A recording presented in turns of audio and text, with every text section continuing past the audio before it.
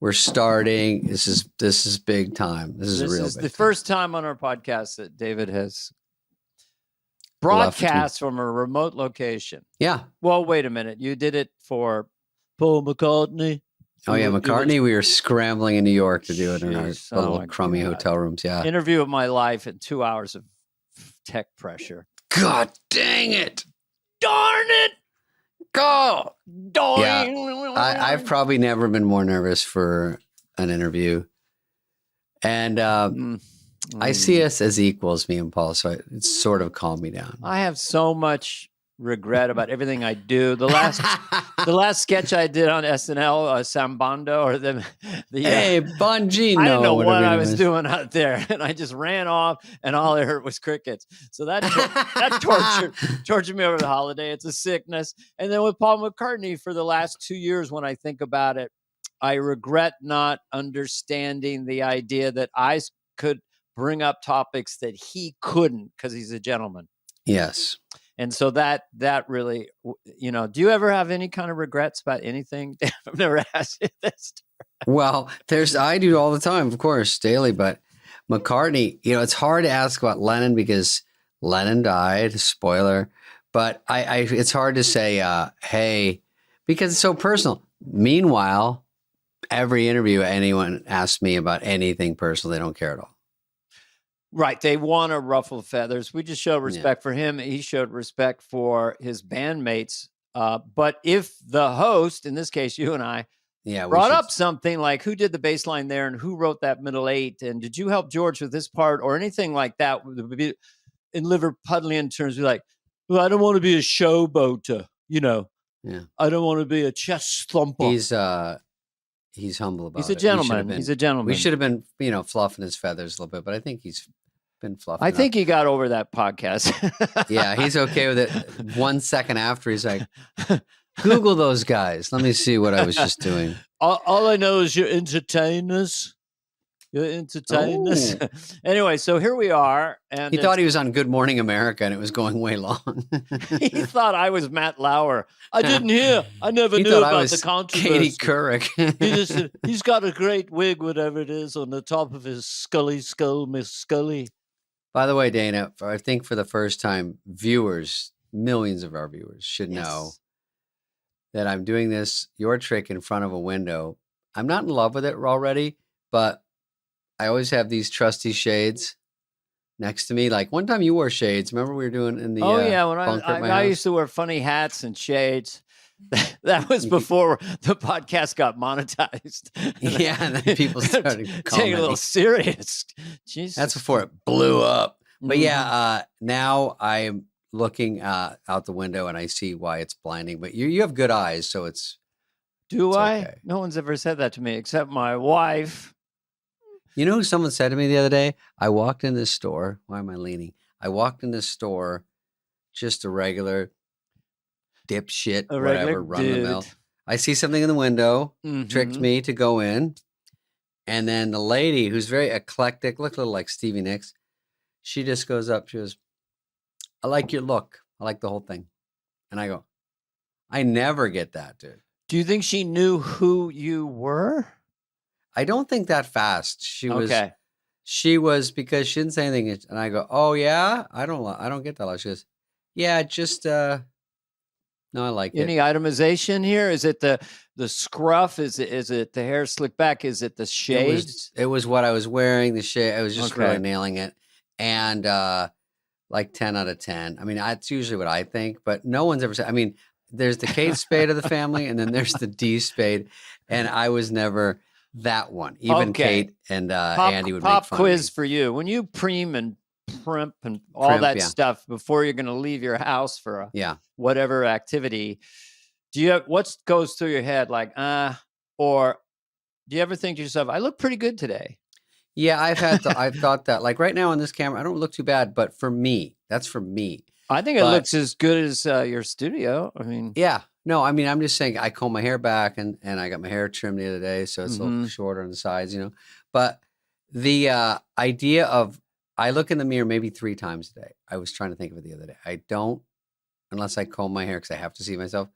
I don't look before I go out at night. I don't do any of that stuff. And I should, but sometimes it's not what I'm looking for when I see the answer. Well, there's your emotional brain and your logical brain. If you're at a restaurant with someone and you go use the restroom and you look in the mirror and you do a little readjusting your hair, you know that no human being on earth would notice any difference except you. And you know what you look at that you think is rough. But so anyway, I do find a way to get out of the house. And this sweater is totally Kanye. Can you see? I have so many holes in it because the moths fucking went at it and I grabbed the wrong one. You have moths in your all holes. See that? So I walk in there and I go, "What are you doing, moths?" They're like, "Nothing. We didn't do anything. This is casual." Hey, you should go on SNL and dress up as a moth like Sarah does. Oh, and go do fucking update and eat Colin Quinn's suit. And now we're going to hear from Spade's moth that lives in his closet. And I come out, I'm fucking stuffed. And you're all got little feathers. Yep. Do they have feathers? Well, I don't know what they got, but I'm just saying someone's got booked for the 50th. I'm texting Lorne right now. I'd say, I know we're trying to make the show. We're trying to keep it to 7.5 hours. Spade wants to do moth guy. We can put a light and I go, there's a light. Gotta go. It's a clever thing that Bowen started, I think, or lit it up with his iceberg character, Titanic thing. And then Sarah's got her stuff, and then he did the drone, and he's done other things. So I think you as a moth, I'm just going to make a note to self. Mm-hmm. I have a question for you, Dana. Obviously, I'm going to jump around here. Obviously, that's what we do on a flight. You don't like people hacking and coughing. Obviously, I'm gonna say yes. I was in a restaurant the other day, sitting at a six-top lingo. I have to know this because of the Busboys movie. Mm-hmm. Six-top. I know. From being a busboy. I can consult on the movie. Yeah. By the way, you can use this. We didn't call ourselves Busboys because we wanted to get girlfriends. So what do? I'm a table maintenance personnel manager. Jesus, administrator. That's good. Table maintenance personnel manager. Fred Wolf used to say, people, he says, I'm a dishwasher. So if girls say, are you a dishwasher? They go, what are you doing? He goes, I'm the chairman of IBM. Okay, that's another. It sounds better. It's another way to go. So I go in, and there was a sick person the week before. Fine. I go in and sit at a six-top because it's early, and I always sit there. And then the waitress comes up, and she's like, ugh. They're all very nice. Let's just start. This is just for entertainment purposes. Yeah. They're very like full deathbed. And I'm like, hey. And she's like, I can't. You know what? I'm not going to take your order. I'm probably just going to get out of here. And I go, great idea. Because nobody wants to get sick. I would love to say, you know what? I can't get sick. I'm starting this movie. You don't have to. Nobody wants to get sick. So I shouldn't even have to say that. I just go, yeah, that's probably the best idea. And she goes, yeah, I feel like shit. Still air coming out. So I'm like, okay. And then she goes, it's actually started last night. I was feeling so bad. I'm like, this is a wrap. We know I 100% believe you.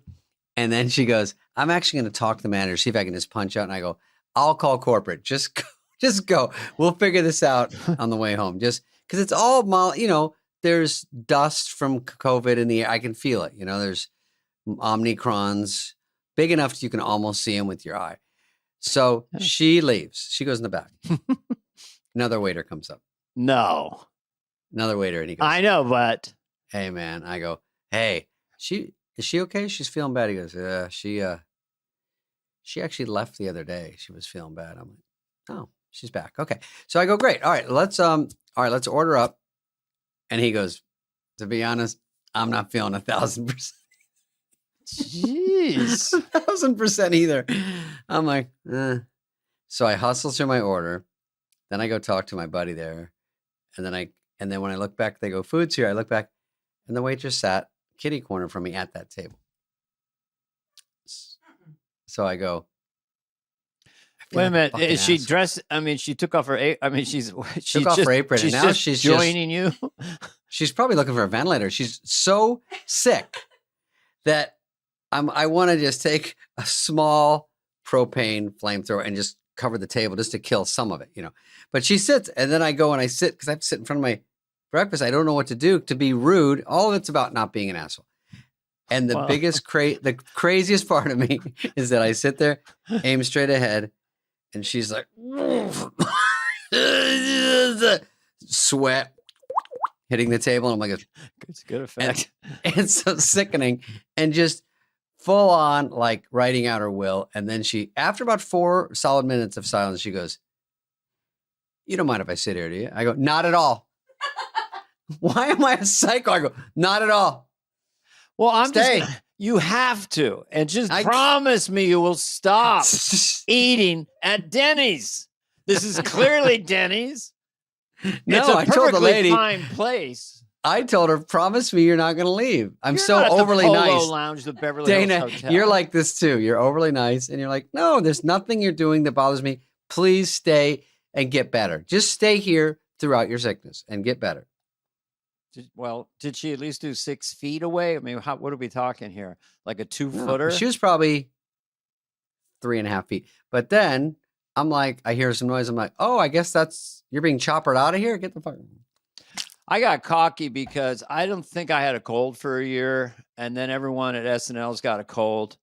And I got cocky. I actually thought to myself, I just don't get colds. I don't know what's wrong. When you were doing SNL just recently? I got, everyone's coughing. I just don't. Invincible. It's not my thing. It's not my brand. It's not who I am. I don't get colds. Next morning, razor blade.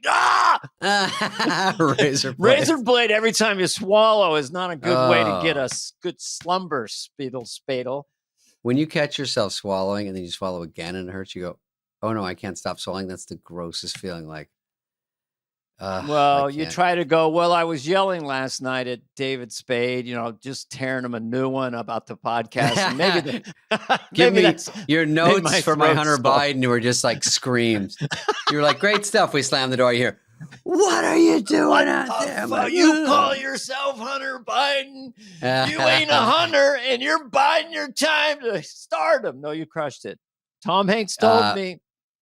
Specifically, isolated me. He's said very nice things about your Hunter Biden, and he's probably the greatest actor in our generation. So it's high praise from that dude. Yeah. Also, when I left the restaurant that day, of course, I went around the corner and took a Silkwood shower, like Meryl Streep when she went through. You're like a permanent meme. All your expressions and the sound effect. You're like just a series of memes. We got to get a cartoon caricature of you and make these memes. And I'm in the shower. You see David. Well, do you remember Silkwood? This is aging our audience, but of course, Cher, Meryl Streep. Duh. What happens to Meryl Streep? There's a leak of the radiation. They're trying to do the China syndrome. Didn't quite make it. Without the syndrome and without Janie Fonda with her sleeveless top. I don't know what that means. Showing her cleavage. No, there's a better word. So what are we doing with Meryl Streep and Cher? Do we have any connection? I was saying that when she got a rip or something in her outfit, and they said she might have gotten radiation, they go, "Come here for a second." 2 seconds, strip down, and they put her in the shower and scrubbed her with steel wool or something, and she was screaming. And that reminded me of me leaving the restaurant. Radiation is actually maybe not that bad for you. It was kind of exaggerated. Oh. We get radiation all the time, Because the next day I went in, I go, "What was wrong with that lady?" They go, "Oh, she had bad radiation." I go, "Oh," Dana said, "That's fine." Well, again, you're like a meme staring at something you don't want to see. Give me the look. Oh, no, that's more funny. Serious. That's cool. Mm-hmm.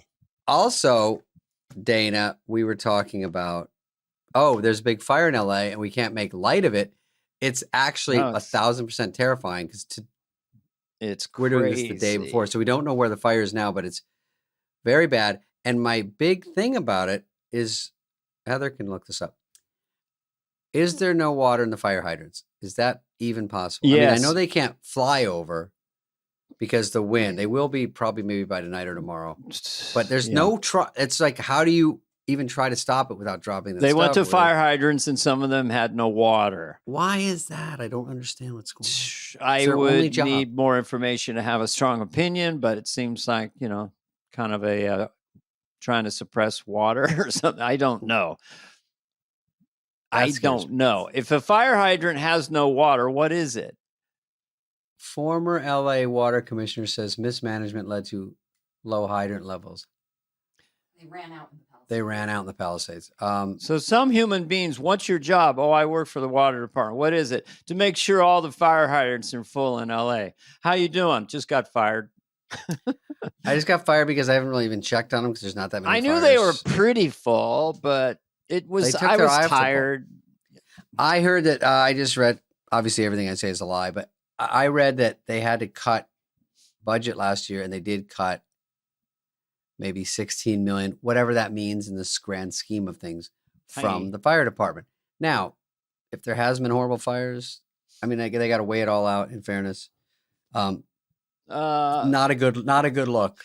We're the most fire-heavy place of the world. My life, high winds and the sparking towers made in 1870. I mean, the idea of it's called essential services: fire department, police department. I mean, there's more, but those are the big two. Garbage.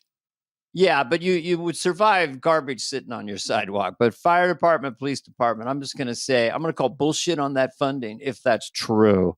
And by the way, I'm running for LA County Supervisor. Jeez Louise, Steve McQueen just walked into the podcast. David put on his superstar shades. I put on my Dana shades. It's too bright. Now, Dana, let's move on from the fire because it's too tragic to even talk about. It's probably the worst fire ever. I've been there, and it's only day no, it's horrible. That's all we're saying is that we're in show business, so we know a few of these people that are being affected, and it's also true in California. It is sometimes almost impossible to get home insurance because a lot of the companies left, and so that's a double whammy if your house is going up and you don't have insurance. So anyway, and I think Florida is having the same problem with hurricane insurance. Like any insurance where the insurance has to actually pay you, then they go, wait, whoa. I know someone who lives there and his home insurance tripled because 2 hurricanes hit it within 2 years. So, what can I say? Mm-hmm. Okay, Dana, anything else before we get to the news? I just wanted to observe a few funny things because I'm watching New Trump. Oh, yeah, that was good last week. And some of his phrases are like this. Nobody's ever seen it. Nobody's ever seen anything like it before. Nobody's ever seen it. No one's seen a case like that. They never done it before. And all they do, and this is when he says talk, he makes a very specific mouth, which I'll do for our listeners and viewers. Okay. They've never seen it before. They've never seen anything like it. They never have. It's never happened before, quite frankly. All they do is talk. All they do is talk. All they do, I'm telling you, all they do is talk. They just talk. That's it. Meme. They just talk. It's that far. They talk, they just talk. Then it goes back normal. I don't know what they're doing, but all they do is talk. They talk. It does go. It's kind of when he went, China. That's right. They go China. They go, they've never seen it, and they're doing things you wouldn't believe. And all they do, by the way, all they do is talk. They're all talk and no action. And he used to sing that old This is the only time he makes this specific lips like this. All talk, no action. All talk, no action. I'm trying to give Patrick, our editor, different angles on It's funny. It's like that old song. All they do to me is talk. Remember talk? All they do, and we're looking at things, and we're seeing things, and all they do is talk. He's trying to say all they do is talk. They talk, and they never stop talking. When he you took see the this L mouth, for sure. I like the mouth. Yeah. All right, now I have Trump. The other funny thing is, we don't need anything else. That's unreal. Trump is so entertaining, I have to say. If you're not panicked by him, he's just fucking funny. I mean, he's coming out now. He wants Panama Canal. He wants Greenland. He's taking over. Yeah, that's great. We're gonna take over Greenland. We're taking over Greenland. We're gonna take it over. We're gonna call it Even More America. That's the new name of that place. Even More America. Even More America. We're taking over the Panama Canal. We're gonna take it because we built it. We built it, and all they do is talk. Oh, talk. We're going to call it USA Super Canal. We're taking over Tahiti and Bora Bora. This is not talk. It's not talk. We're taking over Tahiti and Bora. We're calling it the beautiful American Islands. And by the way, Canada is now, we're taking them over. It's going to be called Emerita. We're calling it Emerita. It's Emerita. Canada, Emerita. Yeah. Maybe Super America up there. It never made any sense. We've got Alaska up there. Then we've got a shit ton of Canada. Then we've got America. We're just trying Too much Canada between here and Alaska, right? It's like, it's like if Florida was another country, it's like a thumb hanging off America, but it's ours. It's totally ours. Ponce de Leon. You remember him? A lot of people talk about Ponce de Leon. A lot of people do. The fountain of youth in Canada, but all they do is duck. All they do is duck. That's my new toy today. It's all they do is duck. I like it. He did we can cut this. He did a 20-minute rant on electric heaters versus gas heaters. You know what Biden wants? What they want? They want electric heaters. You cut them. They don't work very well. You get itchy. Quite frankly, you get itchy with electric. The gas is better. It looks better. It heats you up like you wouldn't believe. And they're canceling water. They're making dishwashers that don't have hardly any water. You put your stuff in there, it comes out, it's not clean. You got to run it 10 times and you end up using more water. By the way, to our audience, these are direct quotes. Yeah. The dishwashers, the washers, they don't have a lot of water. They're worried about water, even though we have places it's coming down from heaven where they have so much water. They want to stop the water in your washer. You wash your clothes, they come out. They're dirty. You got to do it 10, 20 times. You end doing more water. And all they do is talk. I will say, if California has to do electric cars by 2030, I'm not ready. I'm not throwing away my cars because just during this fire, a lot of electricity is out. So now where are you? Well, we go electric and then gas and energy prices go down because we're not using any of it. And then the CO2 goes up. There's 1,000 metrics into this idea of the planet warming. Let's talk about it, people, rather than just do things emotionally. I like my hybrid. Sorry. You just talk. They talk. That's all they do is talk. Just got to start them up again. And no one's ever seen it. No one's ever seen anything like this. No one's ever seen it. No one's ever seen it. And all they do is talk. It has to be the trend. Mar-a-Lago, we all have a lot of dirty dishes. And I have one more thing I was going to do because I had so much fun. Dishes. The last SNL. A lot of our friends were there, Tina and everybody, and but I hadn't seen Jimmy Fallon in a while. So the minute I see him, he's like so much fun, and it's such an upper. Yeah. He goes, "Oh, hey, this is crazy, Dana Carvey. Oh, what's going on, Dana Carvey? Hey." So I start doing Johnny Carson getting pulled over for drunk driving. Sorry, officer, I didn't know I was swerving. I had 2 slippery monkeys at the hook and crook. And Jimmy blew a gasket, like his head exploded. Hey, you can't love it. Oh my God! Oh, it's so funny. Johnny Carson pulled over, and he's talking to Tom Hanks. Johnny Carson get pulled over for drunk driving. Hey, I had a tomato boom boom at the Desperate Sponge. Dana Carvey. It's so funny. All they do is talk. All they do is talk. Keep going. You got it. Anyway, I just had so much fun. So here's Jimmy Fallon gets the check in a restaurant. I'll take the check. Oh my God, this is insane. Oh, look at this check. Oh my God, it's out of my mind. I can't believe it. It's insane. That's it. That's it. It's a little wispy, but I like it. Well, I took it really far. So All right, we have 6 minutes. Well, no, I have to say that the pickup on last week's show, every week they pick some article up some about crazy stuff you said. What got picked up? Yeah, well, I didn't even read the article because I just thought it was about that we said, I can't believe people text Lorne because I couldn't. Right. But it was nothing negative. I'm like, I wish I could have gotten to Lorne. It was like that 9th floor door is shut. You're not talking to him. You know what I mean? You have to get an appointment. And well, I saw that and I thought about it later. And what we didn't have to call Lorne, we'd have to go to our office, dial 9, get a landline number. See, it's fun. Hello. Hi, Lorne. It's Dana. I'm in my office at 8-6. Lorne's not here right now. Lorne's not here right now. Let me give you to Marcy. Hi, it's Marcy. So I felt like it sounded like I was being negative. That I was making fun of. I didn't see this part till today. That in that meeting between Dress and Air that Lorne was talking and he told Sarah Sherman, I just love making fun of Sarah Sherman. And he goes, Sarah, you have to face forward a little more just so the light hits you. She goes, I'll try. I'll try. It was funny. Sarah's her charm is that she just says what's on her mind, and she's very open. She's hilarious, and she's hilarious. And so I could see the way she would be casual with Lorne would just sort of work. Like, why did you be cute? Yeah, cut it? Okay, well, all right. But I think that we were in those early days.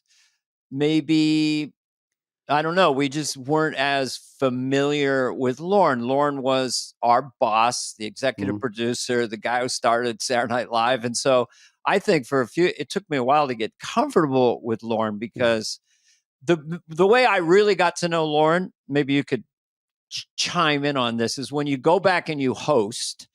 And then you're kind of hanging out with Lorne a lot as a host. It's a different thing. And you're seeing how he's just casually always producing.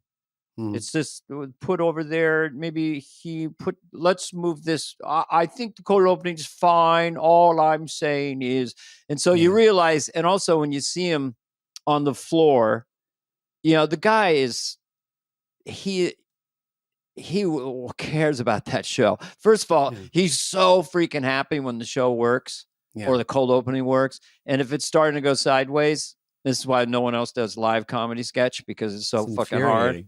So anyway, you get to know Lorne, but the idea that Sarah has it already and is sort of friendly with him is, yeah. I mean, did you ever walk by Lorne and see him in the hallway and go, hey, Lorne, I'm going to Huxley's. You want me to grab you a tuna melt? Actually, why don't you come with me? Yeah. Come with you? What? Lorne, we're going to the comedy strip. Come on, man. Marcy would tackle me. Yeah. She could too.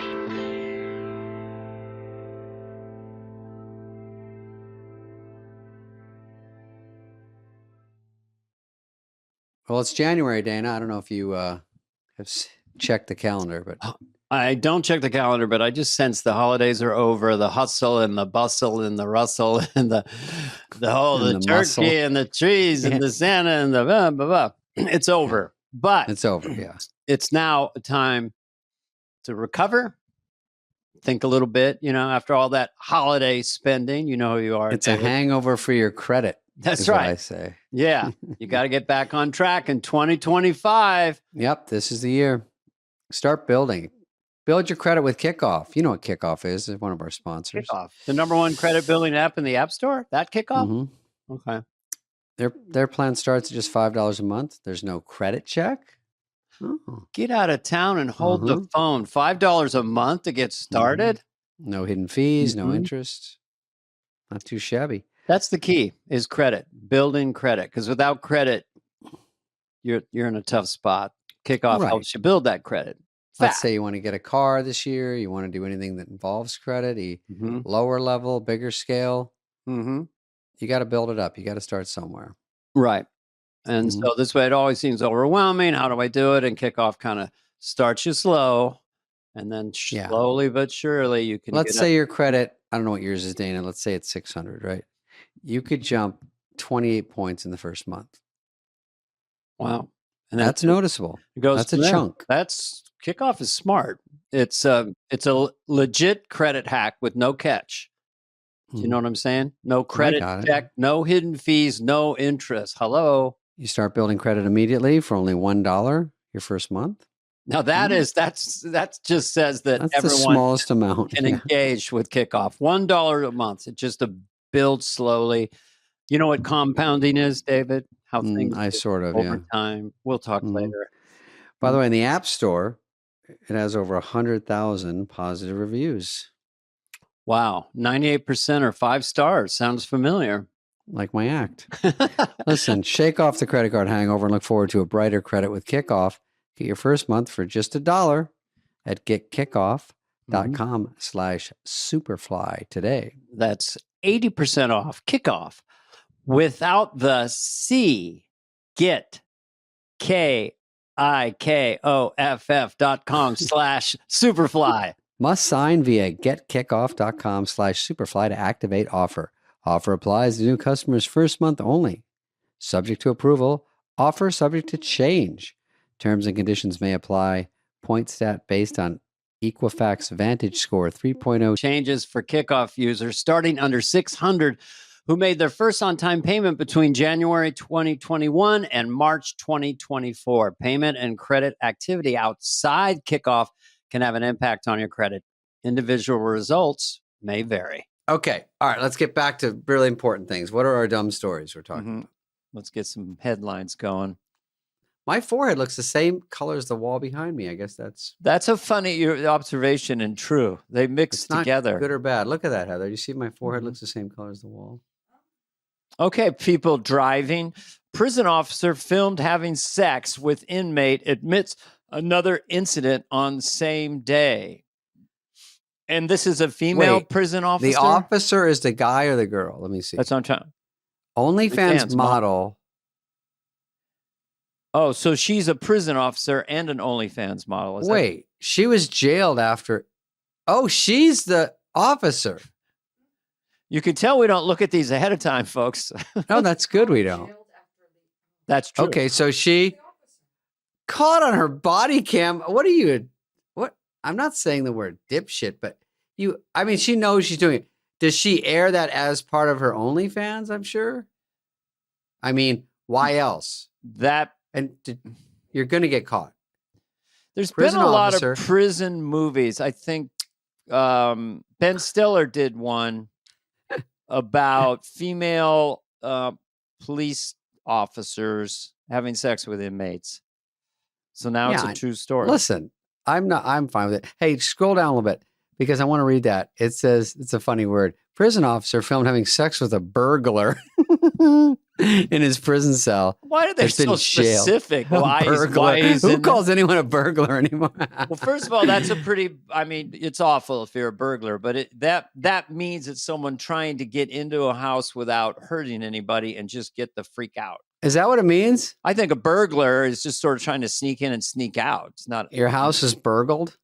Yeah. What's and the also Hamburglar? They would do it if like, say you were not in your house right now and you're at another location. It'd be a perfect time for someone to burglar. Oh, sorry, I brought that up. Yeah, I've been burgled. That's a word. That would be, you've been burgled. Yeah. Mm-hmm. Well, as we said, the Hamburglar, I never saw him actually in jail. He was always out on parole. Well, my forehead is exactly the color now as the sheets. No, it was like Heather was painting the wall and just happened to slap your forehead. Make it a little less so, because Dana looks like he's got some color in his face. No, but look, I want to. Well, I have different. Oh yeah. I'm facing a window. No, and I have better wear these for editing. Ring lights that have color. We look pretty good. No one's going to notice this bullshit. We'll do a new story. Oh, good. Okay. You look fantastic. Everyone's running fucking like a chicken with their head cut off because I moved the curtain 2 inches. Anyway. Like Woody Allen came out for a second. Please, do me throw the earth off its axis. Okay, what's next? My forehead's the color of the Ramada Inn. Please rent an ad on my forehead for Fly on the Wall. Also, Superfly. It's all available. What is this? Oh, hang on. Oh, this is a different OnlyFans girl saying how much the one we did a report on actually makes. Okay. Let's see if it's shocking or not. Sophie Rain really making? I'm going to be giving you some insider Too much is the answer, by the way. From an OF girl myself. I know we've all seen the image of her making $43 million in a year, which is insane. But this is the gross number, and a lot of things are going to be coming out of this. For example, right off the top, OnlyFans is going to be taking 20%. Ooh, so that what a hack. 43 million drops to 34.4 million. Now, somebody of her caliber definitely has an agency to help with marketing and posting. And this agency also takes a percentage. And agencies in general take a percentage of anywhere from 15% to all the way up to 60%. What? I'm just going to grab something right in the middle. Get fucked. 35%. Now it drops her income down to 22.4 million. And then the Warren Grant could have done this. Nobody is exempt. Video. We all have to pay taxes. Oh, yeah. Welcome to the club. If you're based in Florida and you're making over $1 million a year, right, your average tax percentage should be around 35%. We take 35% off of the 22 million, and now we are all the way down to $14.5 million take home, which is still a huge amount of money. Yeah, no shit. All right, first of all, you want to be an agent in that story, up to 60%. They start with 60, and then if people go, I'm sorry, what? Yeah. They go, no, I'm saying 50. And then they grind them down to, what, 15, was it? Well, she's got 14 million net. That's pretty good. How embarrassing. I know, but 14 mil? That's like literally zero for an OnlyFans model. But did you hear, and we could probably look this up, another one of my lies, that I heard the average OnlyFans girl makes about $1,000 a month. That makes sense. That makes more sense, right? Because not everyone has a huge audience. You could say, I'm taking off my clothes. Hey, everybody. You have to let your followers know. And if you don't, then you're okay. Oh, wow. We're getting a news flash that you get 150, 180 per month. Most OnlyFans. Wow. 2,000 a year. That's the tough decision because you only hear these stories of how great it is. Now you're high profile. If you're dancing in a G-string and you're making $150 a month, then you got to check what's going on with your person. I mean, what is that? Yeah, I mean, it's still money, but it's just you got to weigh it out, I guess. It is true. I remember Jay Leno telling me once, yeah, that's why we get paid. We get paid a lot of money because after they take everything, you still got a pretty good check. You know? Yeah. I mean, there's some things you still don't get. It's still at this point, if you go to Jimmy Fallon, what do you make? $780? Well, it's the exposure. That's just union.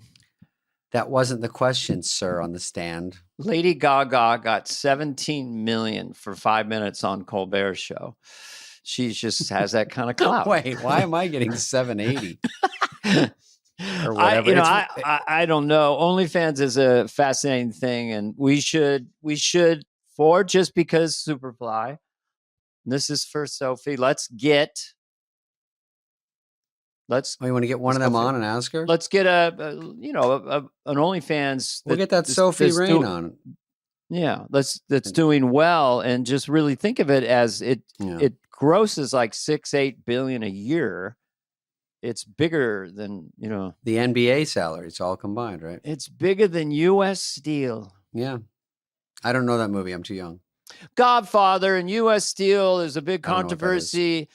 A Japanese steel company wants to merge with U.S. Steel, and some people say it's a great deal for both. It'll give us a steel industry, and then some people say we should keep U.S. Steel separate from our friends China.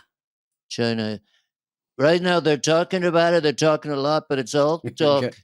It's all talk. That's all it is. Now, let me change. You know what? I hate that talk is such an easy one to get back to. China, this merger is just talk right now. It's just talk. They're just talk. They've never seen it. We've never seen it. He's talking about the lawsuits. They've never seen it before. Talk about never seen it. Who's seen Greenland? Who's going up there for a vacation? It's a lot of fun. It's a lot of fun. By the way, it's got oil, natural gas, and rare minerals, and it you can take a ship. We have an air base there. Sure, but the people, there's only 57,000 people there, and they mostly sell fish to Denmark. Yeah, but they don't. You got to bring in the big boys for all the oil, gas, and minerals. So that's why Trump will get the rare minerals. They're rare. The reason they're rare is because you don't see them a lot. That's a very underused word. Rare minerals. You got to have them. China has a lot of them, but right now Trump goes up there to sort of, shake hands and say, hey, what's this, a largemouth lunker bass? What do you got here? He's trying to blend in with the locals to pitch the sale. Yeah, I know. Trump Jr. just went in and just hung out.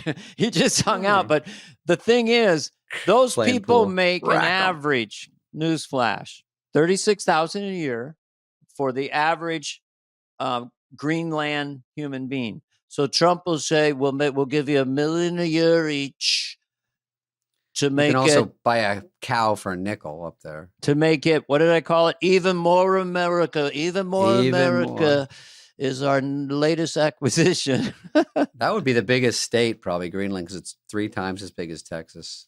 Is it? It's 80% covered in ice. The reason it's called Greenland is when the Vikings and the Danes went in there, it was all green and lush.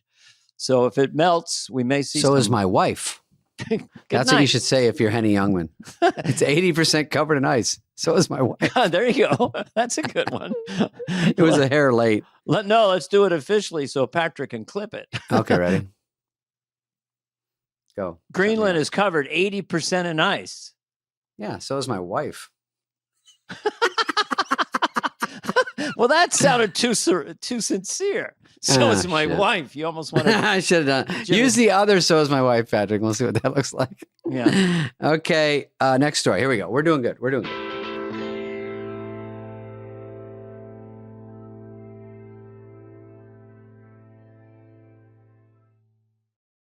And now a word from our sponsors at Betterment. Do you want your money to be motivated? Do you want your money to rise and grind? Do you think your money should get up and work? Well, don't worry. Betterment is here to help. Betterment is the automated investing and savings app that makes your money hustle. Their automated technology is built to help maximize returns, meaning you can invest with Betterment. Your money can auto-adjust as you get closer to your goal. Rebalance if your portfolio gets too far out of line, and your dividends are automatically reinvested. That can increase the potential for compound returns. In other words, your money is working like a dog while you can be sleeping like one and snoring like one too.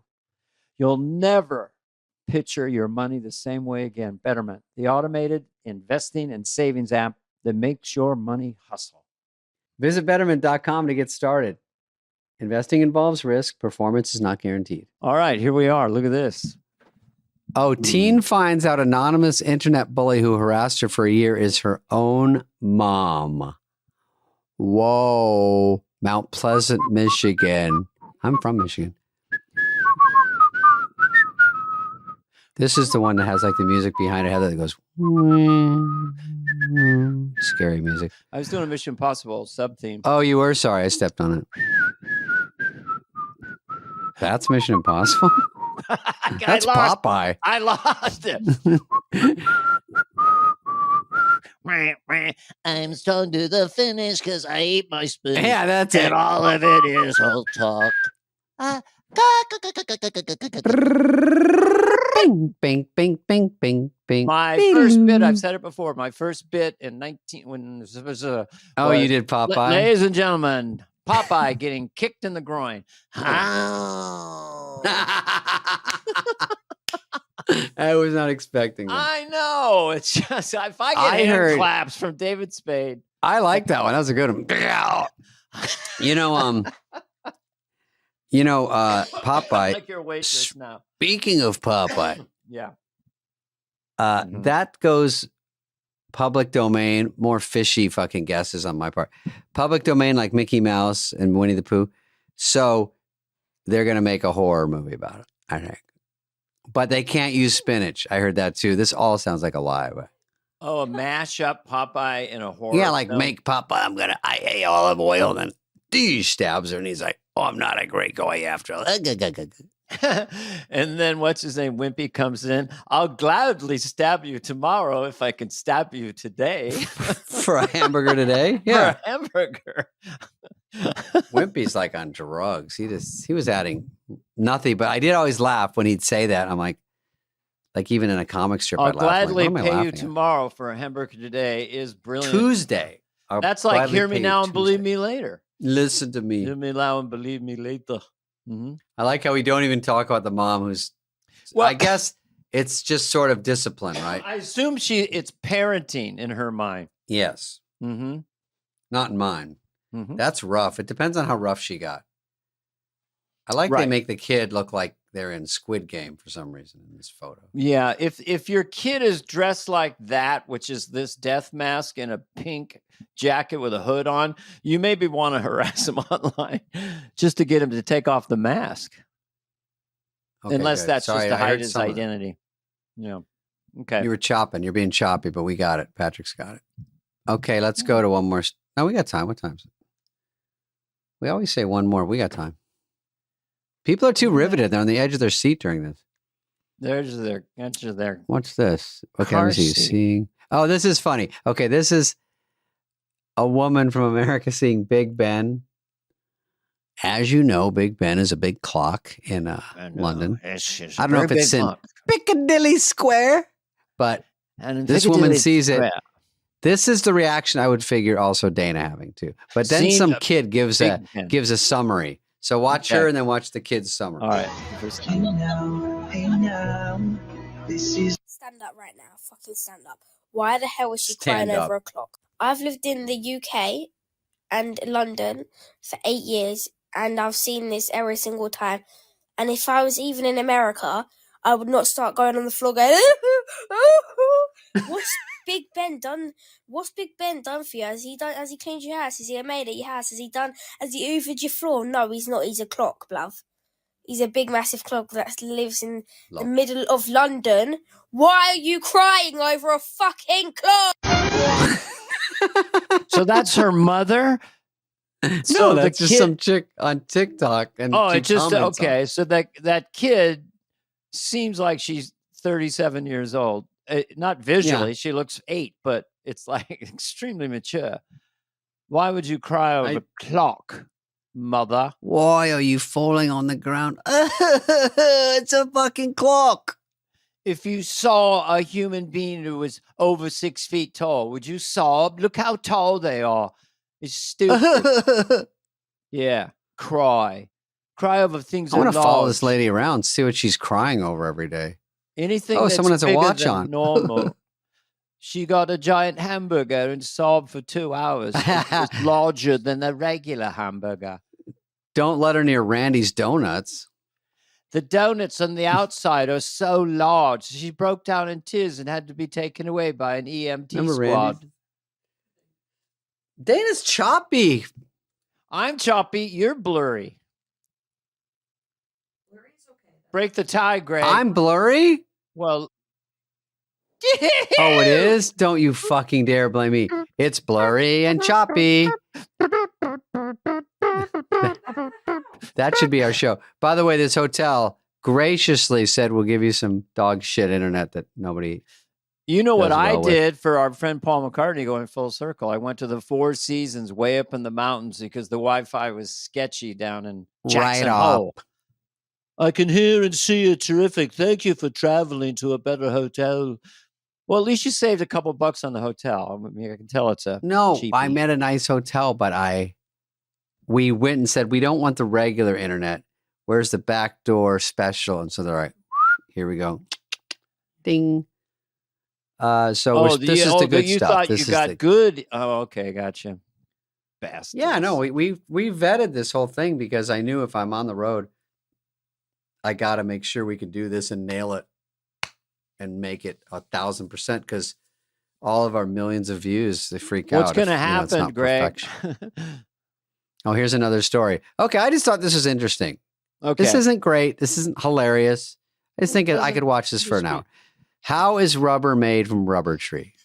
How do you harvest rubber? I like that scrape noise. It's a specific Would never tool. think of doing it like this. Very straight lines. Yeah. Freehand. What's that? I like this little instrument. That's me with my toenails at night. Is that the actual rubber that's coming off?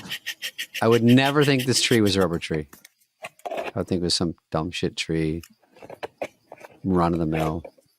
Bucket. Oh, look, everybody. Say just made a little tap, and then here comes it, and then it kind of. Is that it? Wowee. That's what rubber looks like coming right out. That's what it sounds like? I don't like the water part. God, get a grip on it, dude. Relax. God, rubber trees really were named properly. That's a lot of work. And they don't do anything with it. Just collecting rubber. You're not making a tire out of that. Why are they black? They don't do anything with it. No, but that was a rubber tree. If you're driving, go look at YouTube around 45 minutes. You'll see it. It's fascinating. That was kind of cool. It was cool. Very light tapping. An angle. Scraping. And then a funnel. So some of it came out kind of watery. And then it coalesced into a big I think it's like sap. Coalesced, he said. YouTube's going to light up over that one. Like a What are you, Aquila and the bee? Okay, what's the next thing? What's this? Human deaths caused by animals. Oh, okay. Heather, pay attention. This is interesting. This is going to tell us it's kind of like the running thing we did. What animals and how many deaths do they cause per year in order? We're starting at the lowest. So bats, bears. Okay, sharks, I get it. Mooses more than sharks. Spiders. Wolves. Cows. Cows used to, yeah. Horses, even more. Lions and leopards make sense. Ants, Dana. Bees. Bees, because allergic. Hush. Jellyfish. Okay. Tiger. Tiger, that far ahead of shark. Deer's ahead of tigers. Hippopotamus, way up there. Elephant killing us. Tapeworms. Crocodiles. Never liked them. Scorpion. Wow. And what's the tsetse fly? Tsetse flies. And then assassin bug. Snails? Snails kill us. Dogs, way above everyone else. Snakes. Wow. Humans killing other humans. 430,000. That's the big payoff. Mosquitoes above humans. But tsetse fly, where is that, in Africa? I've heard of them. It's in Tsetse, the land of Tsetse. You fly over it. I don't know. It's Africa, I think. I think it's that, or Southeast Asia. Communicable disease carriers. What about, shocking on that was cows. Dogs were so high. But why do cows? How do cows kill you? Because I'm around cows a lot, and they don't want anything to do with me. I'd be scared. Oh, if you add a bull, that's different. If you have female cows, but bulls will attack. Yeah. Oh, because if you're flirting with with one of their.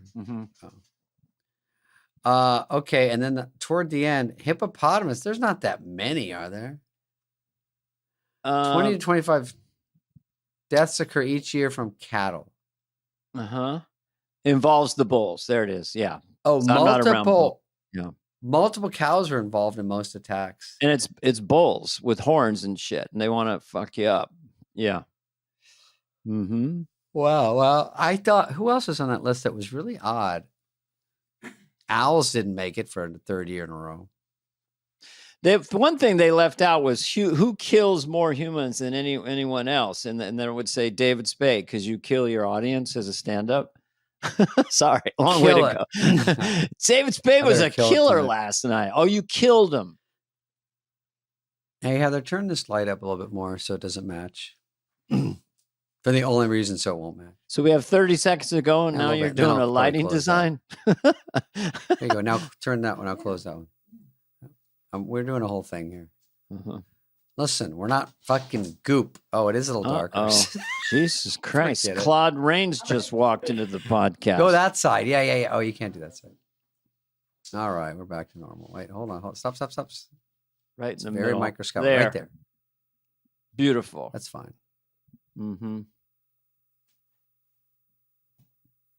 Nope, I got to put these on so it matches. Oh, where are the sunglasses? You got a continuity, Bronzer. Yeah, continuity. We got to match. Okay, what's the next story? I like to bark out orders. Hey. Okay, hold on. Wait.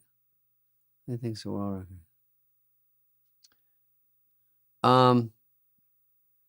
Let's see what this is. I don't know if it's. Tell us how you are going to break. There's a guy sitting there and he's going to talk. I'm break the world record for sleeping with the most men in one day. I'm trying to get 1,000 guys in 24 hours. My plan kind of is it needs to be a room with two doors is what we're trying to work out. Like the logistics of this is insane, because one thing, it's hard enough getting 1,000 guys together. It's another thing actually like making sure they all do it in the time limit. So honestly, I'm just hoping for like a conveyor belt of like, they need to kind of like walk in the room, one pump in, one pump out, and then leave. What's the current world record though? It's 919. But I want to get to 1,000 because like 900 is weak. You may as well have got to 1,000. You know what I mean? 900 is 24 hours though. This is why I'm training. I've done the 100. That's just another Sunday.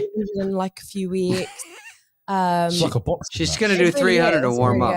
But I think as long as they're in, out, it's going to be pretty quick. I think I'll get sore towards the end, but I think I've got. I hope. Right, determination. Just look. Listen.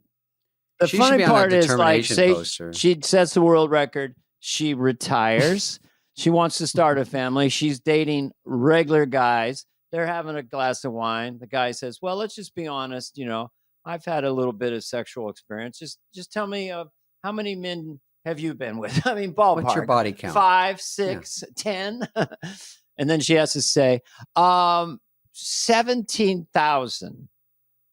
Yeah. It's a tough number. Is that real? First of all, is that real? Well, she just broke a record for. It's like a new kind of thing they're doing for clout. Where. But is there any evidence it's real? They interview the guys. Well, because how many guys would you sign up for that? Would you be number 684? Do they pay them? Well, you know, my nickname in high school was I was a boxer, and they called me the one pump chump. I think that's why they call me that. So you might go through, get in line, and come through another time with sunglasses on the second time. Yeah, high five. Yeah, no, I don't know how it works. They did 100, and she said she had nightmares after. I'm like, I don't even know what's going on with the world. It's really just an she's going for a record, and is Guinness Book really coming out there with the nerdy guy going, well, they did interview her parents, you know, very working class Brits, and they're very sweet about it. Hello. We'll always be proud of our daughter. She's a hard worker. She's worked her way up to 1,000 million, and it took a lot of effort and timing and strategy. Oh, my daughter is the nicest person in the world. She's got a heart of gold. She likes having sex with thousands of men, but she's not all talk. She's not. Oh no! She's not talking. She's not saying I'm going to have sex with 1,000 men. It's not all talk. Yeah, you know, even if she gets 900, we still love her. And McCartney was. It's a lot of shagging. I'll be honest. Yeah, it's more than you can really comprehend. I'm sure McCartney put up some world record numbers back in the day. Who was the horniest Beatle? We should have asked him. Who was the horniest? Probably Ringo. Probably has to be the drummer. Peace of love, peace of love. Oh yeah, that's the tell. I think Lennon had bed ends. That guy's horny. But what about I think George they Harrison were all looked like kind of the chill. marrying kind. They all got kind of married, and a couple divorced and married again. I mean, the Beatles are actually pretty I think what happens, that kind of fame, it's so overwhelming to even talk to someone that they probably no girl that's a fan could even comprehend they were even in the same room with them. So it's just too weird. They just got to find one person where it's normal and stay with them. Paul's first wife, Linda Eastman, she was a well-known photographer from a very renowned family, Eastman Kodak, and she had a child from her previous marriage, and so she was very grown up, and I think and lovely, and so I think that's what attracted Paul to her. To your point, David. Yeah, you know. Okay, let's do one more, and then we'll talk about how horny other band members. That was a good question. We blew it with Paul. Okay, let's see what this is. Wait, is this another? Oh, is this? Oh, this is more insects. Robots. They made robots to look like ants, and they give them chores. I'm already scared. These robots are inspired by ants and were developed by South Korean scientists. Each micro-robot is 600 micrometers tall and interacts with others using magnetic fields. Ooh, so am I. The micro-robot swarm was able to unclog tubes that resembled blocked blood vessels. This technology could potentially be used to clear plaques from clogged blood vessels. Dana, we're going to fill you full of robot ants. In this other application, how do you get them the F out of your body after? A chunk of the metal indium to they just leave. They come out the way they came in. This allowed it to turn a light. You're out of here. We're done, guys. Punch out. The micro-robots were able to assemble into a group and coordinate their movements to walk over an obstacle. By leveraging their collective strength and synchronized actions, they successfully overcame barriers, demonstrating their ability to adapt and perform tasks. They moved a 1976 Ford Bronco. The micro-robots used centrifugal force for self-throwing, propelling themselves over obstacles. They're throwing gigantic. A swarm of 200 micro-robots successfully separated heavy liquid metal into smaller pieces in just 5 seconds, despite its high surface tension. They then moved the pieces, joined them back together, and shaped the metal. Dude, if these get loose, that's This demonstrated their ability to handle complex tasks with precision and control. Let's ask AI. Well, AI is going to make all that possible. Now cut to an actual ant going, why do we even try? This denoted fake ant person. Why do we even try? They're all talk. And then another ant goes, it's not much, but it's an honest, it's honest work. I'll be honest with you. I'm just an ant, but I see that and I go, it's all right. What else you got is what I'm saying. Kind of an the ants are leaning in an alley going, these fucking ant robots are going to take over. That's it. That's it for us, guys. You see? The question is, do they have a queen bee? Do they have a nest with a queen bee? They got no queen bee. The best part is they don't. They don't need it. The ant's like, we never needed it. We never needed the queen. We can do this. We just got to get over it. And by the way, to go full circle, you know what a queen bee does all day? Has sex with 1,000 ants. Oh, he does. Just based on I thought the queen bee was going to be all talk. All talk. This is the all talk. All talk. All talk. That's all it was. And everybody's seen it. All talk. All talk. All talk face. All talk. All right, I think we should end on that, Dana. Any final remarks? I'm going to continue for the next Superfly with my all talk motif. No, I'll have a new one for next week, folks.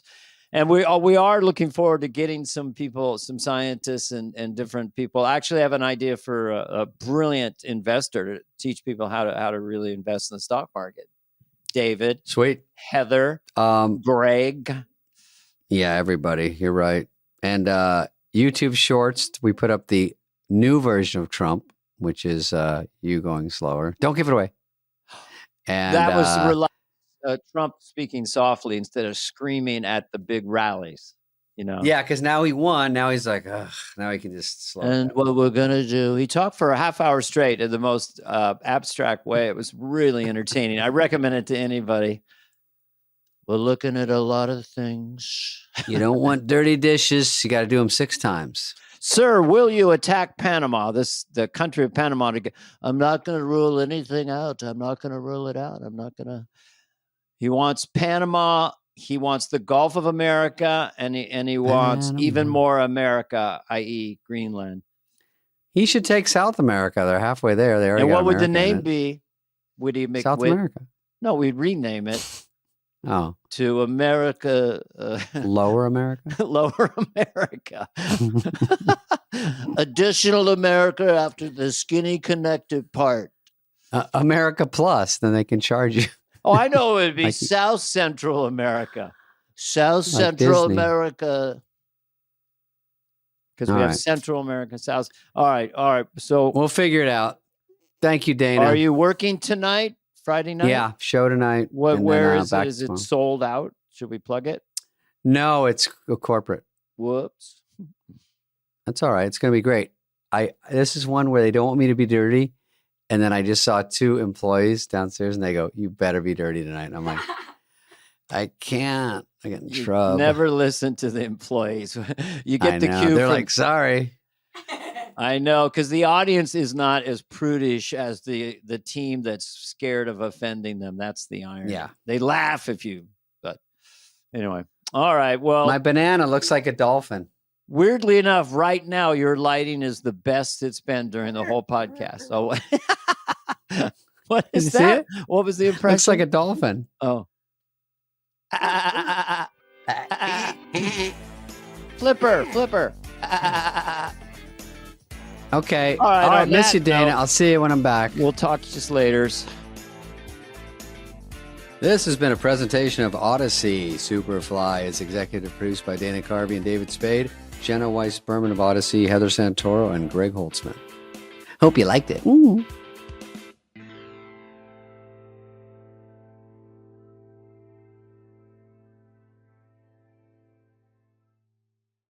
All right, let's start this podcast. Here we go, Dana.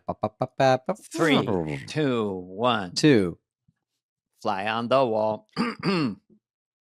Superfly. Fuck. I had one of the words was right. You can't. Everyone knows. No one knows. Yeah, we don't even know. So if you're confused by the two podcasts, we are too. Yeah. Back to what you say about you can't trust anybody. People don't even know what one they're watching with us. Right. They don't even they're not One's even fly sure. on the wall. Did David Spade play Garth and Dana Garney? Yeah. Was he in Tommy Boy? They don't know anything about us. Are they AI? Yeah. They must be digital copies because I looked up their age. They look too good for it being real. Oh, yeah. So they must be digital copies. Are they sisters? We don't know what's going on with these two guys.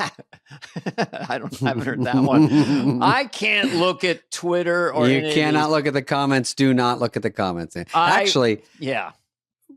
Our comments are shockingly good bunch of people. This was a very good person, but it made my heart race. I mean, because I don't expose myself to anything that's just weird. I was just casually looked down. Really enjoy the podcast. It's fun and everything. But don't say at the end, sure hope you enjoy it, because that was just creepy. What? I know people are tough. Well, you know, a lot of people think that we have a script that we're reading from during the entire podcast. Jeez, shockingly. This garbage. Yeah, we didn't. But I think I was being intentionally a little Garthy, like, sure hope you enjoy it, like the nerdiest thing you could say. But the idea that even bothered me for 1 second bothered me. I know. Yeah. Yeah. Dude, it's like good comment. You start to relax. Your defenses are down. And then you fucking suck. Were you ever funny? These two assholes. By the way, I don't want to say I'm getting old because I look fucking good. Look at my cool. I like you're a college rower. You're on the rowing team with that thing. Gadoosh. A gadoosh. What? Gadoosh? Yeah, that's splashing. for rowing. Yeah, that'd be more like it. I'll be in a George Clooney movie. The Rowing Dudes. You'd be the guy with the little plastic thing going, help. You know, he's not rowing. Oh, yeah, I like that guy. That's Sandler. And then and the guys go, fuck you, and throw their. Well, that happened to Stanford. They threw their oars in the water. Another story. I'm telling you, I'm not that strong because the other day it was embarrassing in front of some people because I was at a restaurant, did a to-go order. And it's hard to say out loud in front of girls that you pulled something in your back because you picked up a Cobb salad wrong. That's not a sexy move, you know. It's not. They go, a Cobb salad, what else was in it? Firewood? I'm like, no, it did have a couple of hard-boiled eggs. Maybe one more than normal, to be honest. Yeah. And I wasn't ready for it. I just wasn't ready for it. That's all. I was a lot younger when I did this special, Squatting Monkeys Tell No Lies, available wherever you get your specials. But I had a bit on I get hurt doing nothing, you know, use the clicker. Ow, my shoulder, you know, get up off the couch. And I'm like, what happened? I got up off the couch. But it gets better as you get a little older. Don't worry, David. It's easier. We have to address the fires because we talked to them last time when they just started. Yes. And it's been a full week of chaos, sadness, and mayhem. We will delicately try to talk about the fires, even though there's nothing funny about them. But we try to poke fun because it is a podcast and find some levity. Right. But we can talk. We can be real about it. We can be real. I will say I wish I invested in watch duty. I just saw a thing flash up that Trump nominated or appointed 3 ambassadors to Hollywood because they're in a lot of trouble. So I don't know what that means. That's just what I read. What happened? I don't know. He's assigning people. We need ambassadors. We need people in there. They got a hell of a fire. We're going to do the things we can. I don't know what that meant. I shouldn't even pay attention to things that pop up. I feel like that's just a way to just placate someone and say, you're the ambassador to, we're sending help. Yeah. Yugoslavia. Yeah. So go over there and just, keep shit in line. So what angle would you like to start with first? First, the tragedy of it. We're not insensitive about that. It's ridiculous and horrible. Yeah. But there's a lot of ways to think about it as well now. Well, the arson possible, the looting is bad. There were people, the trick really, one was a scam, was people dressed as firemen looting. Really shitty. They should get an extra broken leg from when the guys break their legs when they catch them, because I'm fine with that. There was, containment. I don't know what containment means, to be honest. I think I do. It's 11%, and now apparently it's 19%. I don't know how that metric works, but if it goes up, it's better.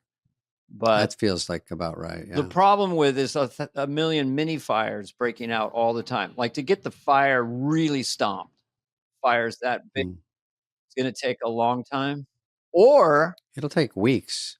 Or we get just a shit ton of rain for a week would be very helpful at this point. Yeah, I don't think we've gotten any rain this year, and I'm sure that's not great.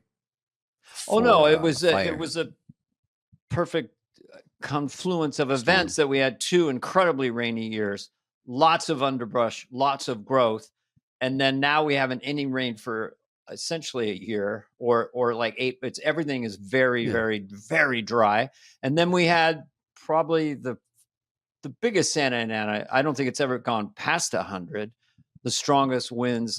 So those 3 things together. I kept seeing 100 over and over, like all day. The next day, I'm like, whoa! It's usually just for like a couple hours. It gets maybe that big, because they would flip over big rigs driving out to Arizona, and so I'd seen that before. But I saw more of that, and then really more just about just traveling the embers around. Yeah, with a speed pass. Yeah, it's the flying embers we got to look for. Embers going sideways. It's like flying, so you can see how fast it spreads, because they're just flying, landing, and starting a fire. Yeah. There was one when I left to my Orlando show. There was one. No, it was the one on La Cienega and Sons. So there's one probably 300 yards from me. And I was like, wait, the Palisades one wasn't that big yet. And then there was this one, which was so close. And then I realized, in full disclosure, my fire insurance did lapse like everyone else Friday. So this is 3 days prior. So I'm like, oh, this is probably the worst time to have my house burned down. And then the next day I was in the warning track. So someone hit me up and goes, watch duty app. And you are in the yellow evac zone. So are you getting out? I'm like, I'm not there.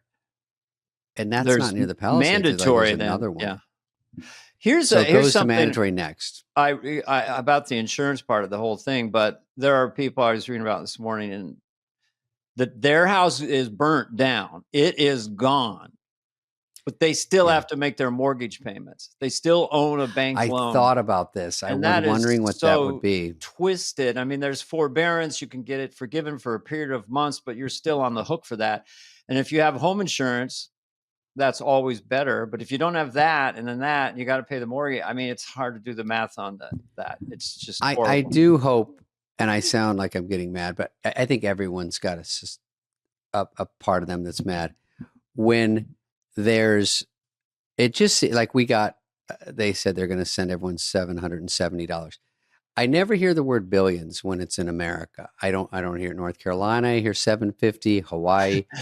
But we're in America. Does that ring a bell? I mean, I feel like I'm ragging on Biden, but Ukraine, I think, just got another 3 billion. I'm like, I don't hear billion. I don't even hear 1,000. I hear low money, maybe more to come later. But why? What's wrong with the good old? We're at least as good as Ukraine. At least the USA. Yeah. What do you think? This love affair with Ukraine. I don't know. And I will tell you, I don't really understand the Ukraine situation. I will say that freely. It's very complicated. But God, get a room. I mean, it's every time you turn around. Now it's for this. Now it's for that. It's really, he's making money moves on the way out, and it doesn't seem like it's all helping us. That's all. Yeah, you have a budget. Just say a state budget. Yeah. It's a vast state. You need lots of things to be funded, and firefighting is one of them. Fire prevention. Sure. So now, because of this incredible tragedy, you would think they would allocate more resources to that. In other words, if you want us all to be in electric cars and we're going to try to lower the temperature by 1 degree in the next 100 years is fine. But in the meantime, we have to mitigate. If you believe climate change is the cause, we have to mitigate the disasters that are coming, i.e. prepare more. And I think that everyone's going to agree on that as far as forest management, for sure. Arcing towers in Northern California that are 100 years old, and just more resources more anticipatory resources for this. But it's a lot of money. So. Sure. And then if it goes wrong, it's more money. But I'd heard someone say the CO2 would put us back 20 years. Just this one monster fire because of all the shit that went. That's the irony of it. If you don't mitigate the fires, they release the CO2 of millions of cars. And so then you're defeating the whole premise of trying to lower CO2. But I'll tell you, who's taking a beating is Gavin Newsom. Well, he's the governor, and he's goddamn. Yeah. Goddamn, they're taking so many fucking lefts. He's begging for rights. I mean, I heard a funny thing with and all this craziness that it goes. Someone on Instagram goes, so every time I get a ticket for parking next to a fire hydrant, it's an empty one. Why would they give me a ticket for that? There's no worries there. The old fire hydrant. A fire hydrant without water is just kind of a funny looking yellow metal structure. There's no you could sit on it, or a dog valuable. Loves it for its own relief purposes. That's it. Right. Yeah. And all these things we're going to find out in the next few weeks or months. Some things were rumors, some things were true. It's because of this, but there's also a spin. You don't want. I love that Gavin Newsom even has the balls to mention the Olympics. He's like getting plugs in there. He's like, when the Olympics are coming, everyone's excited about it. I'm like, no one cares right now about the Olympics. Yeah. Oh, what's this one? Let me see. Here, play this. All of that and all that opportunity and that pride and spirit that comes from not just hosting those 3 iconic games and venues, but also the opportunity, I think, to rebuild at the same time. And that's why we're already organizing a Marshall Plan. We already have a team of looking and reimagining LA 2.0, and we're making sure everyone's included, not just the folks on the coast, people here that were ravaged by this disaster. You just said you're organizing a Marshall Plan for the rebuilding of California. What is that Marshall Plan? Tell us about this Marshall Plan. We're just starting to lay out. I mean, we're still fighting these fires, so we're already talking. Giggling? What's happening? We're already talking to business leaders. I've never seen a politician talk to his hands that much. We're starting to organize how we can put together a collection of individuals on philanthropy for recovery, how we can organize the region, how we can make sure that we are seeking federal assistance for the Olympics more broadly, but also federal assistance for the recovery efforts, and how we can galvanize the community. Assigning for the deaf. Folks that love this community. To really develop a mindset. We can turn the sound off. We know what he's doing. We're dealing with the scope of this tragedy and responding to it at scale with efficiency, like the executive order I talked about. Rock, paper, scissors. Delivering. I can't hear what he's saying. I'm too fucking. I think you just get staring at his hands and moving forward to rebuilding. Fucking shit. Give his hands a rest. That sounded like AI at the beginning because he's like, well, we get a chance now to he's reimagine LA. What the fuck? I think he gets a dopamine hit when he hears himself speak, which is good for a politician. I think what's going on is people are excited about the track and field coming up. There's going to be new things happening. We're going to put apartments. I'm like, what are we talking about? Everyone should just be crying right now. Yeah, it's going to take a long time. I know Malibu. I talked to someone who lives in Malibu, and the PCH is closed. They all have to go up Canaan, go around to Hollywood or whenever you want to. And the devastation, it's like 250 homes in a row. That's maybe not talked about as much, but Malibu is not going to be the same for a long time. And they don't think the Palisades, it's going to take years. And just to get those homes removed, all the debris and gas lines. And I mean, it's so depressing, but it's going to take a lot of money. Yeah, they were saying that, we don't probably have a picture, but 1 or 2 places has one house sticking up and then every house burned around it.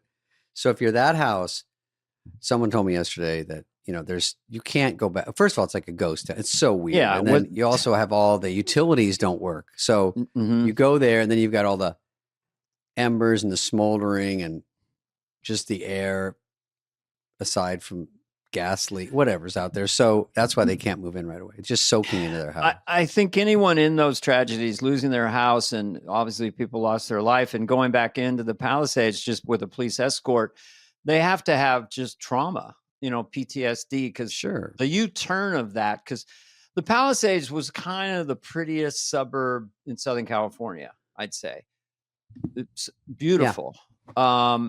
Beautiful. And now it's for people, it's between Hollywood and the beach. So a lot of beautiful area because you cross the 405. So now you're heading to the beach. You go way down south Brentwood. on Sunset. Yeah. Yeah. Adams in the Palisades, Conan's in the Palisades. Beautiful. There's a big grove-like village of beautiful shops, right? They built in the last couple of years. I think that's still standing. And then a couple of those burned out. It's just, and then you get to the beach. Yeah. Yeah. You Santa can look Monica, at the beach. You all get a that. house there in the Palisades overlooking the ocean, but there's a lot of trees around you. And it was just a very clean, beautiful place. Why a lot of very wealthy people moved there. Why not? So it's my old one in Malibu burned to a crisp. And the thing is, when I got it, it was because a woman lived there, and the last wave of fires years ago burned it down. She built it back up. I got it. Then did you buy it with someone or by yourself? I can't remember. I bought it with someone, but everybody used it. That's right. I remember being there. Yeah. It was nice. Yeah. It's a nice house, burned to crisp. And then I know the realtor who handles it right now, and he's like, no, he showed me a video of it. It's toast. So who cares for me, but the people that bought it. And then also I lived on La Costa Beach. I think every house but 4 is gone. So that was probably at least 20. Yeah. Carbon Beach. That's where Farrah Fawcett lived. That's where all these people live. Charlize lived there for a while. So boo-hoo, but it's still, listen, there's the other fire, which we haven't talked about, the Eaton fire, which is up by Pasadena, which is really inland and really rough. Massive. I think just as big or about the same. Yeah. Maybe more houses. I don't know. But massive amounts of destruction. And before we move on, we don't want to bum everyone out, but I did offer a reward for people if they're, because you want to do something. Well, I did see that pop up. Yeah. What was your thing? Okay. Oh, there it is. So I get for anyone who catches arsonists during the LA fire. So, and they have to be, I kind of just said it one day, but they have to be, arrested. So but it was an overwhelming response of people just giving me clues and bits and just filming fires. And so it was hard to go through because I have on TikTok or Instagram, that's the way to get me. And we have it down to about 1 looks pretty good. I'm going to take care of 3 other ones are looking pretty good. We're sifting through all the. Well, do you have a private detective? I mean, it is sort of like you either catch them in the act or you have cameras. There's cameras all over everywhere. Yeah. Are you looking for that kind of? It's tricky. I think we go by a police report. I think there's no way because there's so many people going. I mean, I pulled into because Busboys is starting. We had to push it. Obviously, we shoot it in LA, and so I was going to this wig store, and they have a security guard blocking the parking lot for some reason, and I'm like, roll my window down. They don't want you to park anywhere in LA. So I go, hey, I'm just getting some goofy wig for this stupid thing. And he goes, give me that $5,000. I go, oh, yeah, okay. I go, give it to you right now. I pay you up front. And he goes, yeah, I'll keep my eyes peeled. Oh, he wants it ahead of time? Okay, but we're going to cut it off tomorrow because when this airs, because we already have hundreds and they're starting to have a handle on the fire. Now, if something crazy comes up, I'll readdress it, but we can't even keep up with it right now. So we're going by police reports because that's really feels like the only way someone won't say, hey, go light that. I'll film you. And that's what's happening. And, and then we'll just say, oh, I caught him. And then But LA and then get the money. Oh, I see. Yeah. And they spend one night in county jail and then old jail. Yeah, you got. Right. That's why you don't say 10 or 20 because right. Then people go, oh, it's worth going to jail for the night. So anyway, it's very complicated, but we're sifting through it. We wanted it was meant to be more help. Yeah. And everything is as complicated in today's digital copy. I heard rumor read. So all right. What do you want to move on to politics? Yeah. God bless everyone. Yeah, whatever you want. Oh yeah, what's going on coming up next week?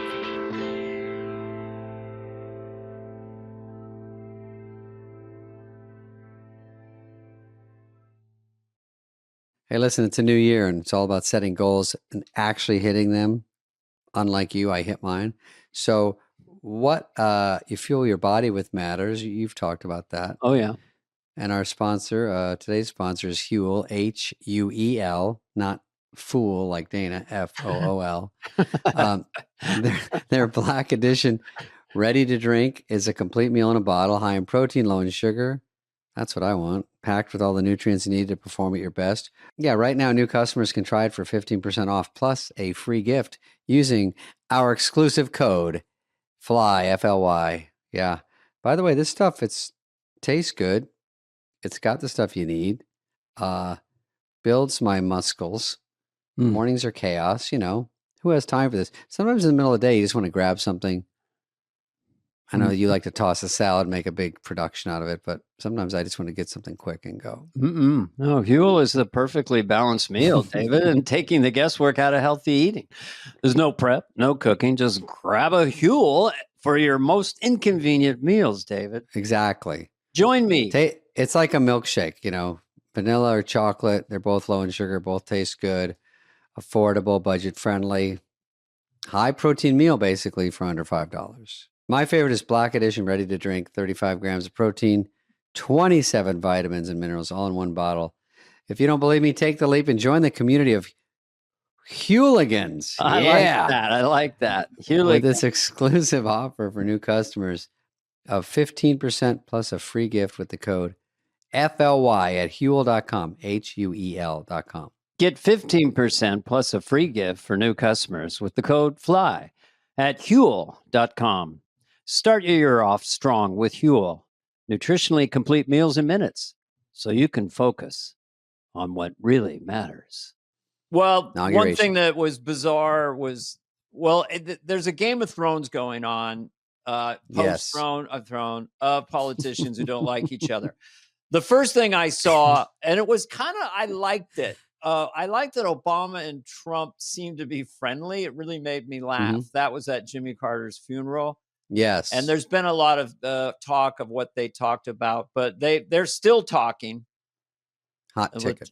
Look, I just got to ask. I'm going to only ask you once. This is a phone call I intercepted. I'm only going to ask you once. I'm going to ask you once. Why is Michelle not coming to the inauguration? I know she skipped the funeral, but why not? What's the problem? She should come, and people are talking about it. Doesn't want to come. That's all. I wouldn't take it personal. Just she don't want to come. I'm going to be there. I'm going to be there. We're going to party the night away. Okay? I love you, man. I love you very much. I can't believe how much I love you. So anyway, but they're friends. They talked at the funeral. They sat next to each other. Joe Biden hates Nancy Pelosi. Yeah. Nancy Pelosi always sounds like she just got out of an ice bath. Sorry. I used to do that in my act, and she always looks like she just sat on something cold and wet. Yeah.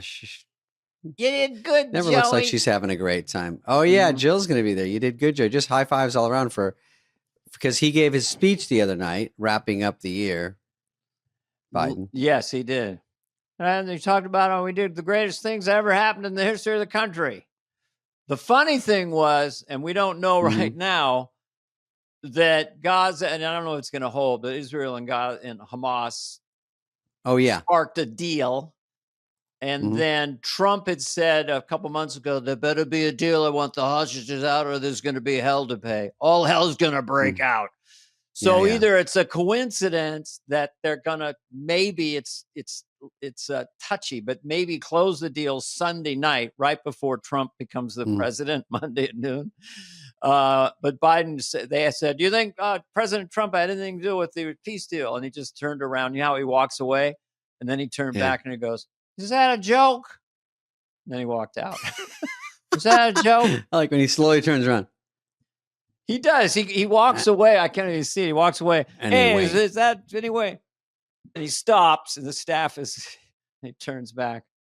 Slow turn. Is that a joke? So, because he has to hit the cue card. That's why. and Hunter's holding the cue cards. Hunter's like this. Come on. I'm being serious here. So they don't like each other. No, Melania hates the Obamas because she said, when we came last time to the White House, this is my Melania impression. Yeah, go ahead. We came to the White House in 2016. We didn't know what to do. They didn't leave us any instructions, where to put clothes, anything like this.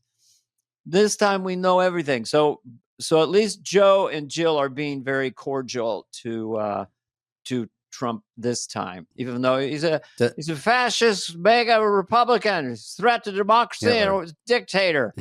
And then he gets to the White House. Okay, here's where you get your breakfast. Remember last time? Right, there's a cheesecake factory about a block that way.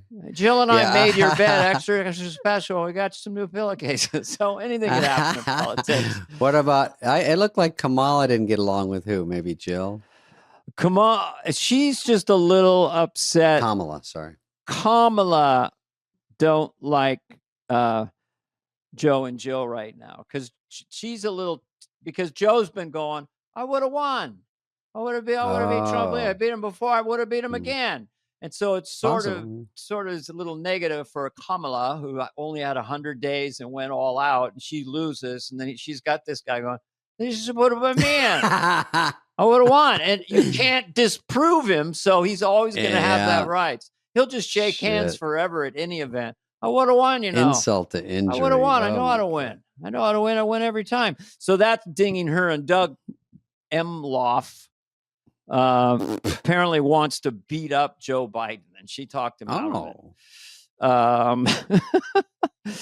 There's a luncheon, an inaugural luncheon, but no one's going to that. And Trump was upset about that. We're bringing in Mickey D's. We're bringing them like you can't believe you're going to get Mickey D's, fresh Mickey D's, but they're not coming. Maybe Obama will come. I like Big Mac meal deal. Yeah, I'll see you there. I like that. By the way, but those things are like going to your girlfriend's wedding, like your ex-girlfriend. Like, oh yeah, did they all want to sit and get rubbed in their face? Like, you're out. I'm the great guy. I get it. I just tap out. The only other funny thing that you might have noticed, I just find it interesting. And Mark Zuckerberg now has little curl. It's like he had the robot hair, the AI. He's hair. like Justin Timberlake. He had a little weird. Now he's got. Now he's like cool, 44 and he wants to be kind of 22 for a while.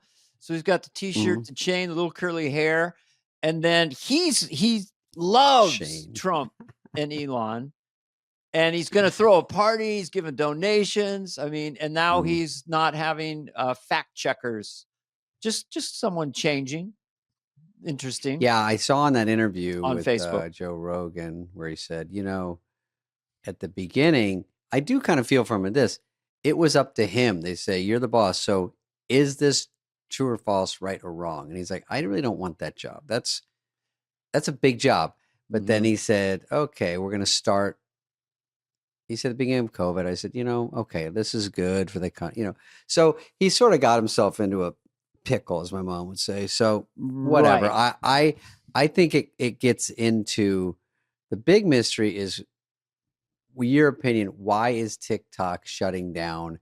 Does it help these guys? Or is there something coming up in my head where they don't want boots on the ground filming everything because TikTok is good for really getting in there and finding out? I know. Well, the rumor is, I don't know if it's in the newspapers. I love referring to that Elon Musk could buy TikTok for $50 billion. He's now worth $500 billion, at least as the last I checked. So then Elon Musk would have X and TikTok. TikTok. TikTok. And a rocket ship. This guy's going to get some pussy. The coolest rocket ships. Yeah. The coolest electric cars. He's boring under Las Vegas with tunnels. The guy's busy, you know. But he needs, By the way, how many tunnels are there? Like, I keep reading about tunnels, and there's tunnels in the Palisades, and there's tunnels in Puff Daddy. I go, I don't have a tunnel pass. I know nothing about tunnels. And I really feel like I'm on the outs. Well, you got to watch The Greatest. You can drive 1,000 miles an hour across country in a tunnel. That cannot be true. Well, that's the notion of it. If it has no friction and it's just a complete vacuum tube, that you can go 1,000 miles an hour. Shoot. The thing about working on tunnels, you bore into a location and then all the work is underground. But you should watch the movie Great Escape with Steve McQueen in 1964 if you want to know about tunnels, because these was guys digging out of a Nazi concentration camp. Listen, based on a true story. See that movie if you haven't seen it. Didn't they spin that off into Hogan's Heroes, the funny version of that? Can you believe in our childhood they had a sitcom based on allies in a Nazi concentration camp? And it was hilarious. Thing. As a kid, I was like this.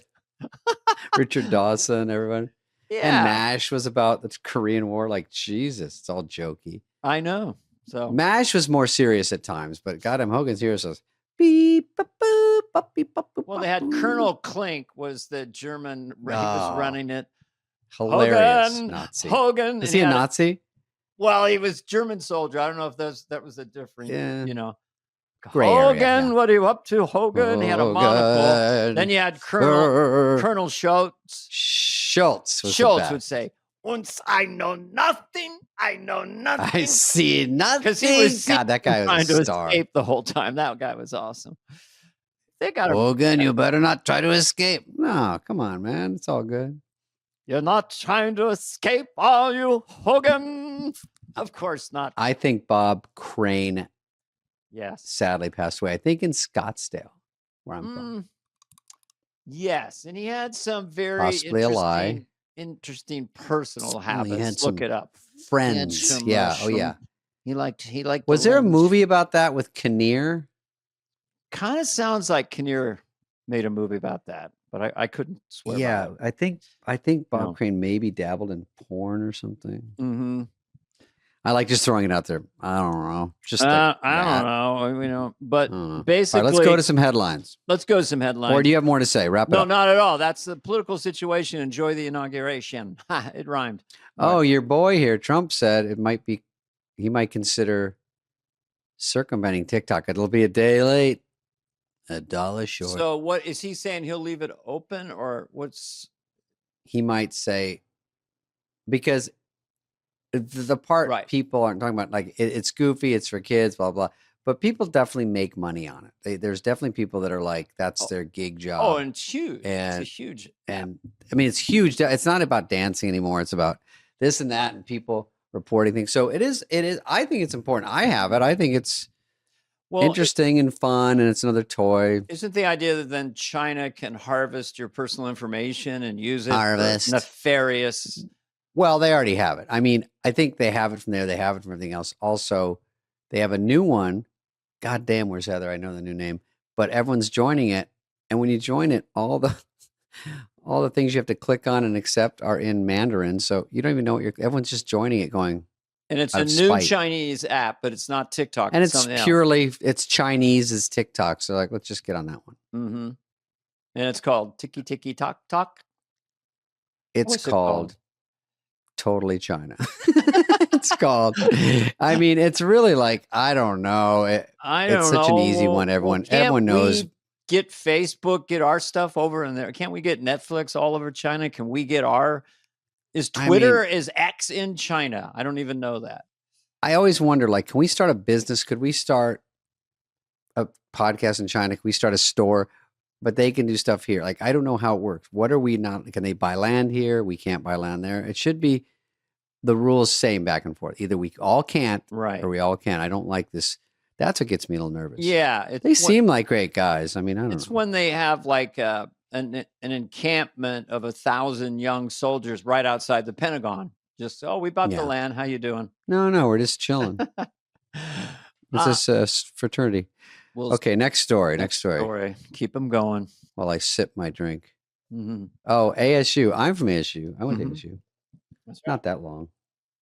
What is the story? Under investigation for using AI. Sorority is under investigation after all of its members received 4.0 GPA, despite spending most of the semester attending parties instead of class. One sister recorded all of their lectures using TurboLearn AI, which generated notes, flashcards, and quizzes, allowing the sorority to streamline weeks of studying into just hours. No, stop it. It's funny. I thought they were saying they look so pretty. It looks like AI. Of course, AI is taking over schools. Everything. I mean, a year ago, what are they thinking? They told us that we could have AI impersonate our voices and read ads. And that was a year ago. Now the digital copies, the AI, did we do it or do we do it? We still do it, right? Let's check it out and see if you can tell if it's the real thing. Here's the AI. Hey, Dana. Do you use Huel? Here's Dana AI. We're going to do a lot of things. We're going to do. That's AI doing you doing Trump. doing me doing Trump doing. We're going to do all talk. Here's my AI. Dana, my hair looks good today or bad. I picked up a Cobb salad. I know somebody who uses AI for their job and does such a good job. AI writes all this stuff, does all the reports, does all this stuff that his people, his bosses say to him, this stuff is great. It's too good. Too bad AI can't do this. Yep. You know what? You can't write this stuff. I guess you could. Well, okay. Just one last thought, future tripping. Yeah. Here. Within a couple years, you'll be able to just talk to the computer and make a movie. You'll prompt it. You'll say Joe Dirt 3, and you'll give it the right prompts. And within an instant, you'll have a Joe Dirt 3 4K digital film looking exactly like humans. That's coming soon. Yeah. Can they do Busboys 1? Don't fall asleep on that information. No, because I'm starting Busboys tomorrow, and I'm like, oh my God, it's so hard already. I'm like, I forgot how hard movies are. Movies are incredibly hard. It's exciting in the beginning, and then the day and when they come out, when you can walk away, and then it can be. Who's going to edit the thing? It can be really torturous if you have a bad first screening and then you got to get in there and fix it. But I think it's going to be a great movie just because I don't know if we're from the world of screenings. I mean, Theo's obviously hysterical and we laugh so hard when we're writing stuff and we think we're so funny. Oh, it's so embarrassing. But, it's out there. We got some fun people in it and it'll be all right. I mean, it'll be all right. I'm excited. To all that stuff with digital cameras, which you didn't even have for Tommy Boy, is just to keep it loose, get the material, but don't overcover, you guys. Don't move quickly, shoot the rehearsal, let you improvise, just stuff like that. Two shots loose that are just not don't torture yourself with three different close-ups. Which one's the money shot? I mean, get it, but don't torture the actors and wear them out and make them unfunny. That's the hard part. That's the part we like to do, torture. Sometimes you're on movies, you're like, it's hard. It doesn't have to be this hard. Like they're overdoing everything. And then you see the movie and you go, they didn't use 90%. Well, low budget, like sometimes money is the enemy of comedy. That's what I say. Yeah. So the fact, if it's a modest budget and you don't have that many days, it does kind of make it just move quicker. And a lot of times you get funnier stuff that way. It's true. Keeps the energy up too. Yeah. All right. Well, quickly before we change stories, Heather, what's that new TikTok called from China? Red Bot? Box BOX. Red Box? That's it? Red Note. Sorry, Red Note. Oh, whoa. I was like, that didn't sound like it. Red Note Dana, because communist China, red is their color? Is red? I don't know. That's a good question. Well, their flag is That's red. That's a really good question. That's a really... Yeah. So their flag is Red Note. It's called Red Note. Oh, Heather already has it. Next to her. I'm not on it. She's not on it, but she pulled it down. Next... It's all in Mandarin and you have to sign. Yeah, we just talked about it. That's crazy. Mm-hmm. You would have liked what I said about it. Okay, so next story then.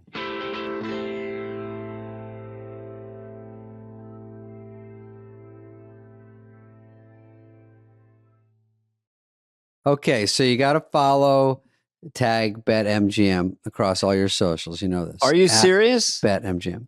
Yeah, wow. Wow. Wow. That's Christopher Walken reacting to that news.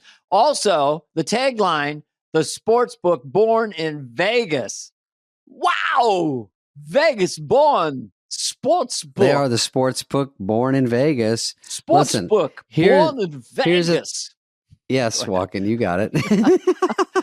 I'm talking Walken. The second chance on a first touchdown score. Let me explain. All season. Can it finish one time? All season long. BetMGM's offering you a second chance on your first touchdown bet. When a customer places a wager on the first touchdown score bet, and he does not score first, can it finish one time, but scores second, we will return 100% of their stake back in cash. BetMGM and GameSense remind you to play responsibly. BetMGM and GameSense remind you to gamble responsibly. See BetMGM.com for terms. 21 plus only. This U.S. promotional offer not available in Ontario. Gambling problem, Dana? Call 1-800-GAMBLER. Available in the U.S. For New York, call 877-8-HOPE-NY or text HOPE-NY 467-369. For Arizona, call 1-800-NEXT-STEP. For Massachusetts, 1-800-327-5050. For Iowa, 1-800-BETS-OFF. For Puerto Rico, 1-800-981-0023. Subject to eligibility requirements in partnership with Kansas Crossing Casino and Hotel.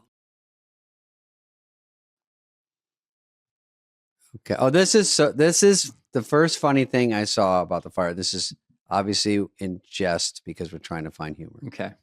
Here we go. Coming back home to everything you didn't bring when you evacuated the fire. Yeah.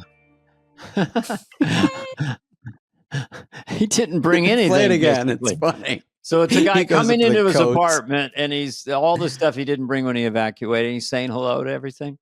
Yeah, he's saying hi to his closet, all the clothes he didn't bring. He's embarrassed. He's saying hi to the family photos he didn't give a fuck. How you doing? That's funny. How y'all doing? That's funny, right? That's quick. Boom, boom, boom. Boom, bada, bum, bum, bum, bum. That's the way we like them. Okay, next one. Let's see. Mm-hmm. How are we doing, Dana? We're doing good here. Here we go. Oh, this is just an old rehearsal I never saw. No. Okay, This here is we are. bye-bye. I see Sandler. I see you. And you guys are rehearsing. I have a chain. That's my fucking Beavis and Butthead necklace that Mike Judge gave me. Oh my God. Yeah, this is a way. I swear to God, I gave that. We went to the Kate Moss birthday party. We got invited somehow back then. Mm-hmm. She wanted that necklace for her birthday, and I gave it to her. I didn't even know her. She goes, "Oh my God, that's so cute. Give me that. Can I have that?" And I go, She goes, Of course. "It's my birthday." And I go, "Well, You can't turn I don't think they make these. I got it from Mike."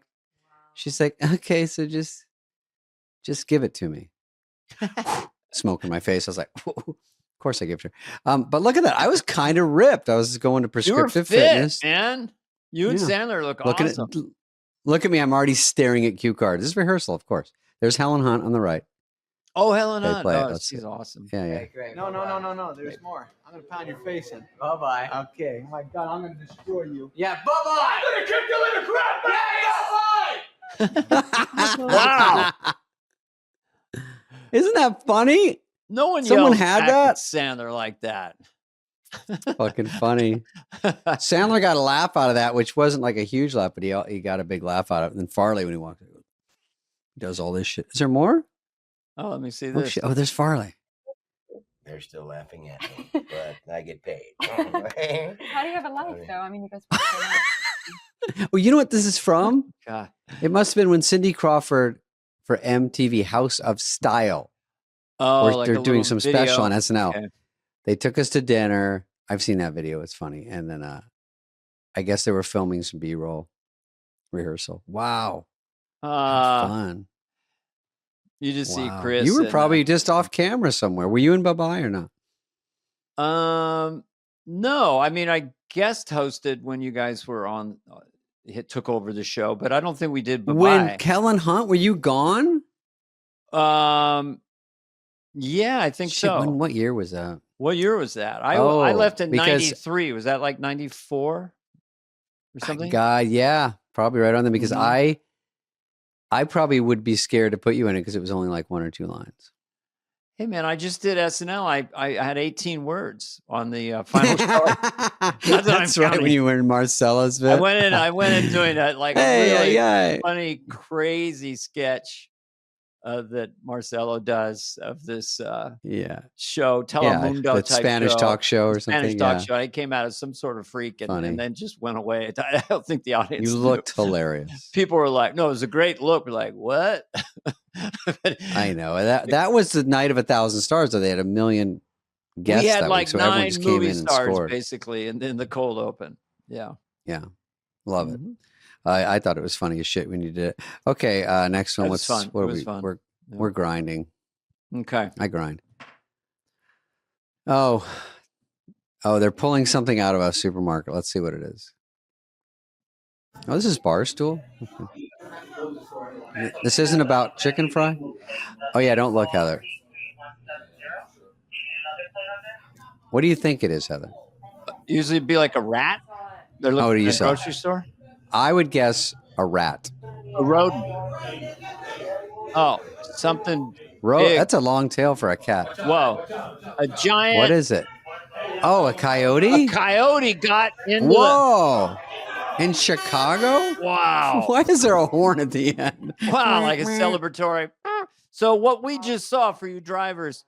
Oh, Wile E. They're looking Coyote. in this produce section, a big grocery store, prodding with something, thinking what's in there. I guess a rat or a rodent, but a coyote. Like in the cheese, they're digging in there, yeah. A pretty average sized coyote, not a baby, came out of the it was produce. like an adult, so somehow it got in there at night and burrowed up in all that food, eating the cheese and stuff. He came out and they asked him right after, and he goes, "I'm so fucking lost." Well, they cut. It's supposed to be in the desert. They cut the part that he comes out again, and he just goes and sprints away. Oh yeah, me. That would be the better. I didn't have the sound effects. He did. Heather said the horn was in there because of that. I didn't put that together. So that was sort of like Wile E. Coyote. It wasn't. Beep, beep. Oh, someone wrote Wile E. Coyote. Yeah. Oh, okay. Well, yours is better. And no, mine sound like yours sounded like it. It was higher. Me. Mine was like no. Me. You know, when I go back to Arizona, I see a roadrunner almost every time. Mm-hmm. If I golf, for sure they run around on a golf course. It's fun to see roadrunners if you don't see them. They're cool as shit, actually. We have them. We have coyotes up here and in the valley. Sometimes they'll just howl. They'll howl, and then you can hear them kind of really going really high pitch, and they're doing a coordinated attack on like a chicken or a goat. Fucking javelina.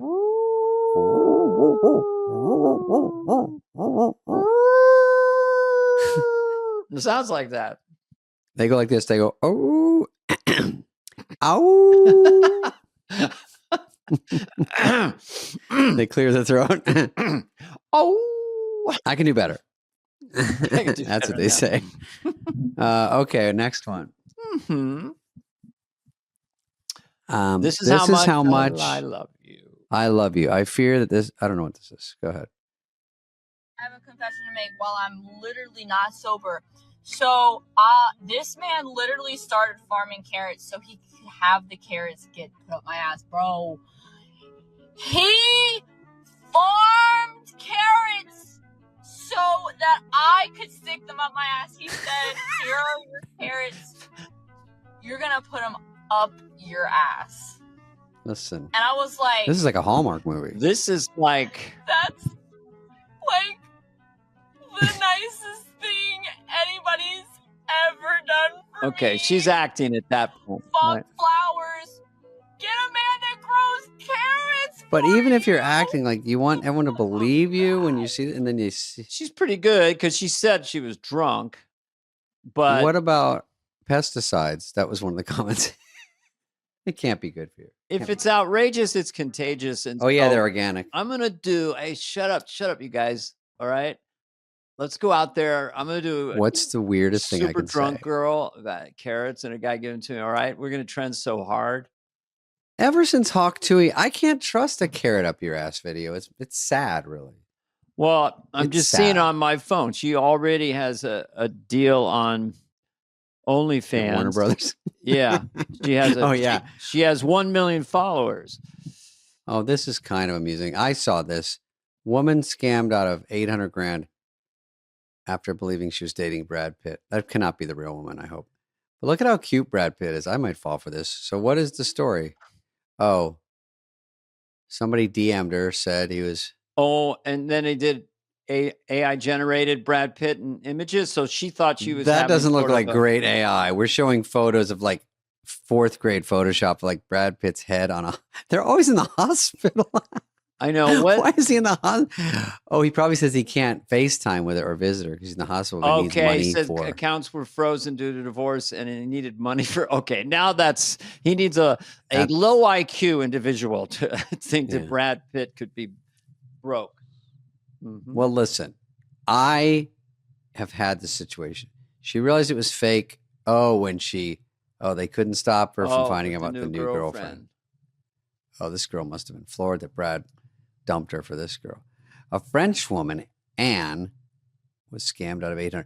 I've had people say there's sometimes like David Spade, but spelled differently, or David Spade 8641, or the real David. Anyway, so people say, hey, am I texting with you? Am I talking to you? I see these random DMs that I don't look at except once a month. And I'm like, what is going on? She's like, I sent you $600 and I sent you another $500.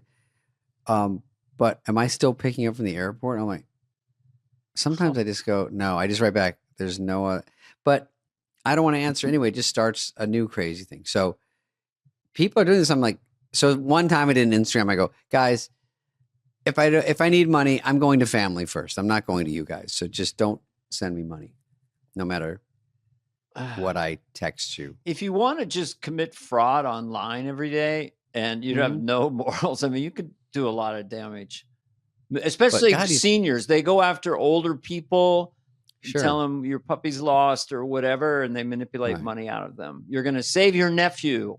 He needs help. He's in jail, Yeah. There's a million of those. And you, honestly, I don't know. I wouldn't know half of them. I'd probably get scammed. Some are really good. That one was not that good. Well, I just scam back. If they cold call me and ask for money, I just do the grumpy old man from I don't know nothing about no money. And they hear that and they just hang up. They go, this guy's too much of a headache. I did it to you once. Hey, what's up, buddy? I don't know nothing about no money. I thought I sent you money. Yeah. Okay, next one. Let's see. Mm-hmm. Oh, this is old because Golden Globes, but I was shocked at this. I've gotten a few gift bags. Yeah. And the last one I got was from the Emmys or something. They're like, this one might be worth $60,000. They said the Golden Globes gift bag was worth $1 million. I'm being suspicious on that. I'm suspicious. Who has that kind Most of money? of it you wouldn't use. It's like you can go to Aruba on these non-blackout days. But a $40,000 facelift in a Golden Globes gift bag? I mean, come on. Yeah. I mean, it's good business. You're definitely getting a pretty famous person to come to your job and I know. Use your products. A $40K facelift. I heard that Nicole Kidman took 2 bags that night, but good night, ladies and gentlemen. I'm sorry. She looks beautiful. Baby girl. Yeah, it's all right. I saw it. A $60,000 yacht trip. I hate to sound cynical, like a crazy person, but that does not seem like that much, is it, for a yacht?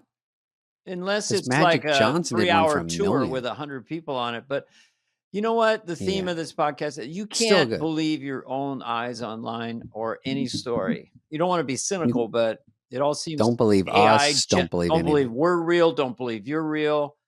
Yeah. Mm-hmm. It's getting to be weirder. Okay, let's do one more.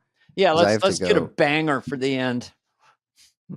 No pressure. Where do I have to go? I don't have to go anywhere. Okay, this one is a guy dressed like he's from. This just fell on my head. I discovered I was hungry. Oh, I hope this isn't a dirty Isaac one. Newton. Oh, this is. I guess famous people in histories if they could take selfies. Okay, that's funny. Eve. I don't know who that is. Who is that? They are. Genghis Khan. That's Bobby Lee. Okay. Trojan horse. Noah's Ark. I'm getting these. Lincoln. Daniel Day-Lewis. Okay. So someone had some fun with AI. And that's kind of I like that. It's a clever angle, and it is interesting because you hear these mythical names and they're just dudes or women just hanging out. They're just idiots. You never really know what they really did. Yeah. So they're so hyped up. It gets hyped up. Mm-hmm. It's hype. We just said it at the same time.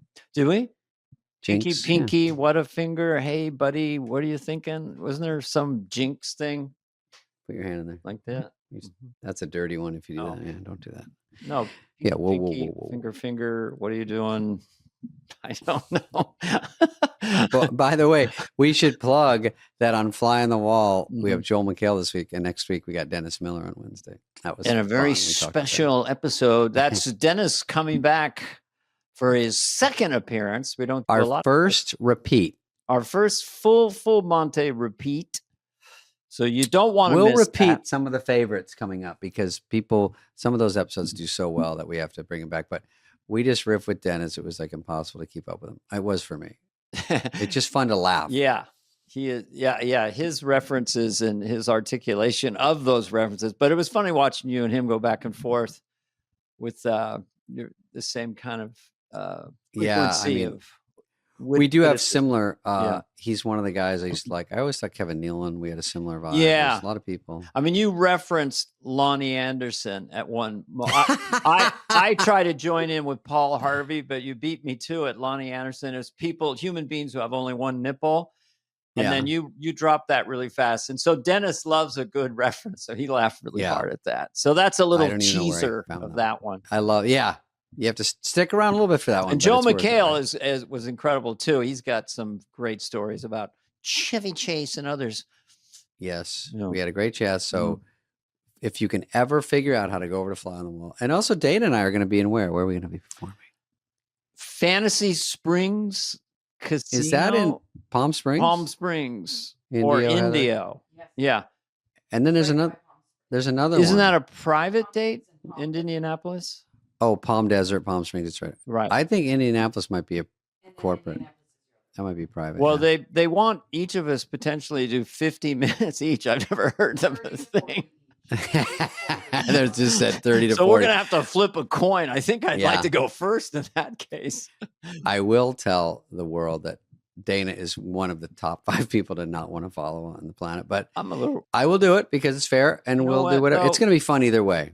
Well, all you do when you follow anybody, and I've done it, that just crushes, it's not going to happen if it's me, but if they crush, then you're just self-deprecating for about 2 minutes and, and then they forget and you go on. But yeah, Fantasy Springs, see us there because we're going to take questions from the audience and do some kick-ass that's right, stand-up.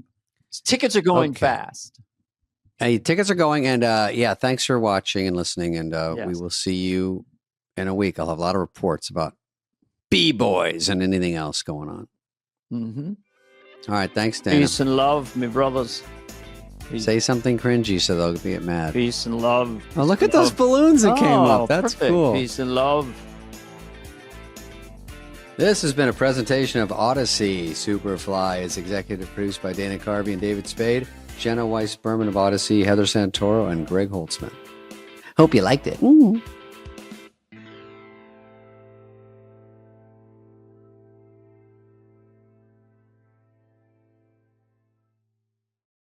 Dana's a little under the weather today, but he's going to push through. I have something that you don't want to have. Trust me. This is, I don't want you should not have this, but you did. You did go out on stage once. And I went on stage. We were telling Kevin Nealon today on the other podcast that I went out with a hoarse throat, like laryngitis, which is very tough to go out with because right. You don't really know what you're getting. It sort of kicked in and out, but I definitely gave it everything on mine. I thought it's better an hour before the show to just do it and try it. And worst case, I'd come back or something. But I don't want to send everyone home with their babysitters and they don't even know really what's wrong. Right. Are you really sick? Why would you cancel? Because I did that once when there was a real problem. And I said, say these apologies, say this, because people are already there.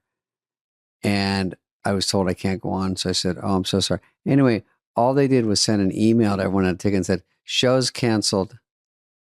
We'll reschedule. And that was it. And I'm like, who wants to hear that after all that? That's a little rough. It happens. I mean, I do a lot of voices, so I can't come out there and go, well, isn't that special?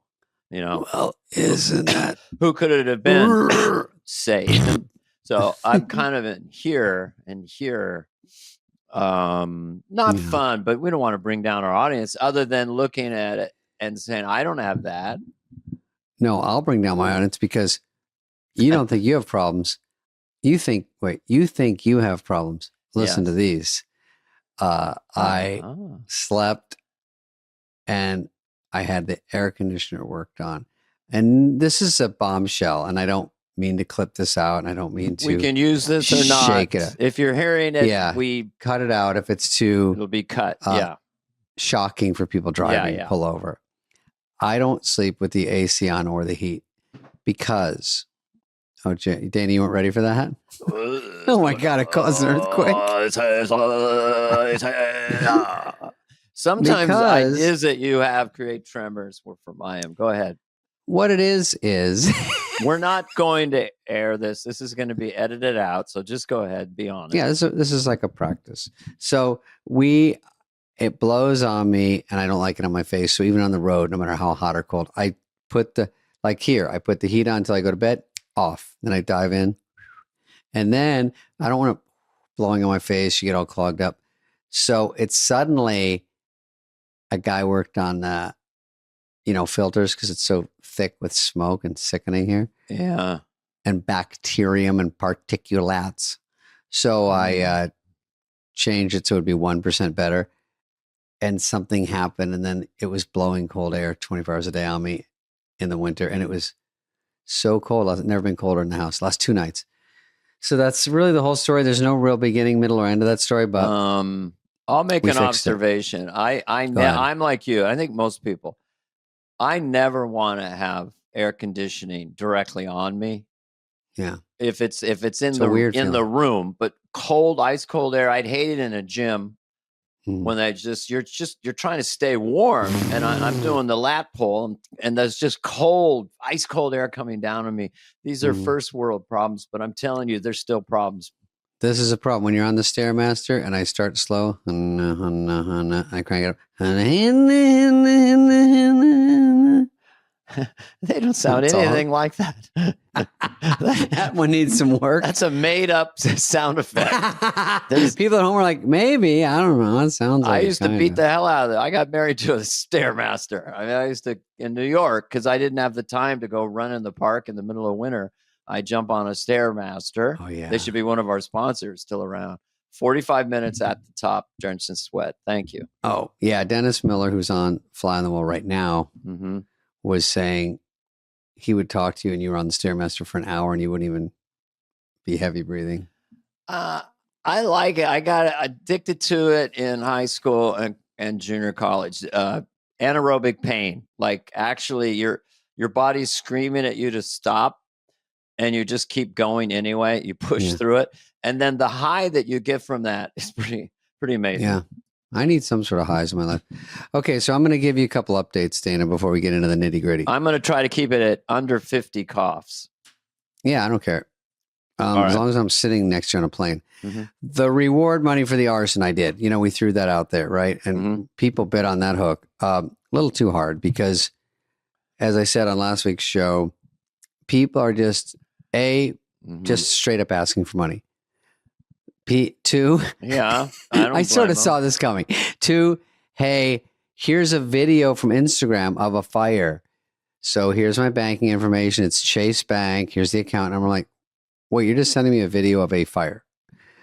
That doesn't count. So I said in there, to make it a little less of a scam for people and easy, I said, you have to have the cops come get someone arrested. I'm sure they'll never stay in jail or in California, but at least arrested.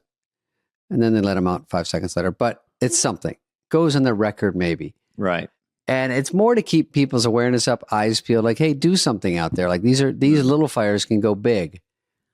And at press time right now, there's a huge one again. Where? Up on the 5 in Castaic, 5,000 acres like that right away there. I'm shooting up there, Bus Boys, tomorrow, and I'm freaking out right now going, oh my God, we have a stunt. We have all this stuff. And I'm like, first problem is it's a horrible situation for everyone in California. Another fire.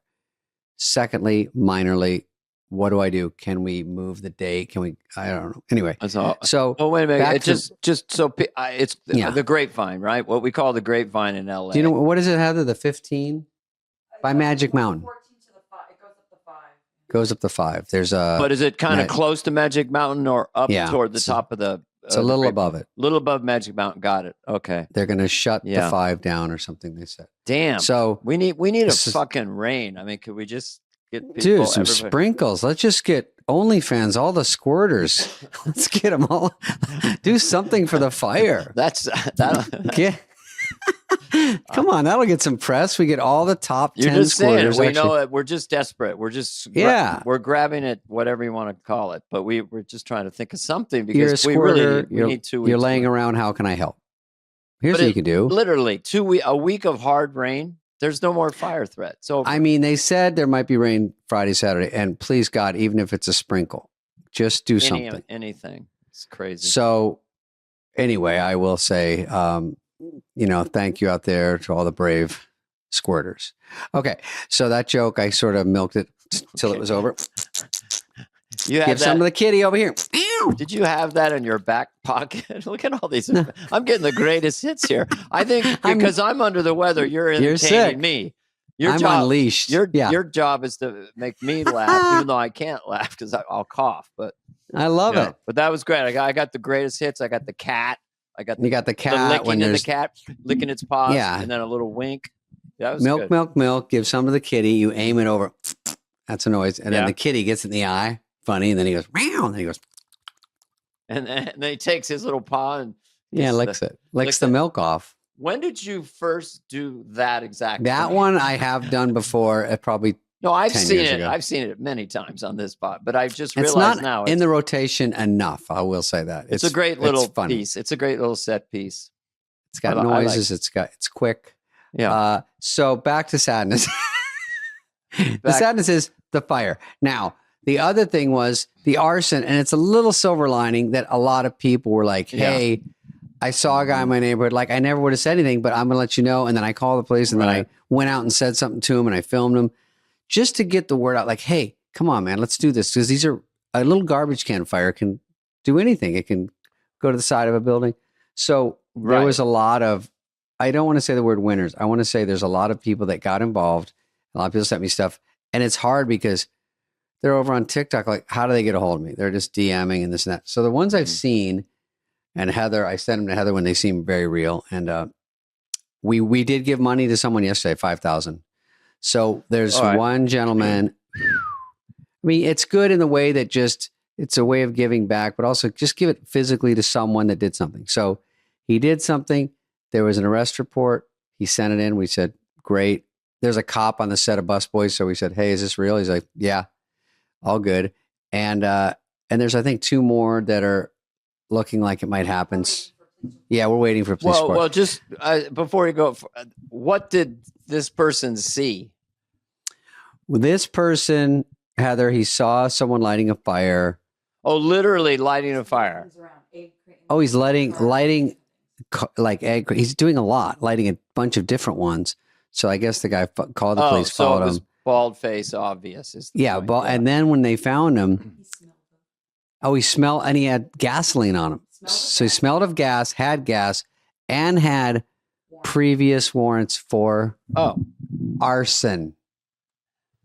So that's his thing. Well, glad they got him. We don't need any arsonists right now. Wait till it rains, and then you can try to light shit on fire. His nickname was Johnny Arson. His Native American friend was called Me Like Fire. Johnny Arson and Ed McFlames. So anyway, so we got that guy, and then there was some more, and then there's a guy that stopped someone on a hike, and he was just saying, the guy was literally lighting stuff. He's like, "Hey man, you can't light stuff." And some people I saw were lighting those candles in a paper bag, or what are they? You know, they float over. It's some sort of.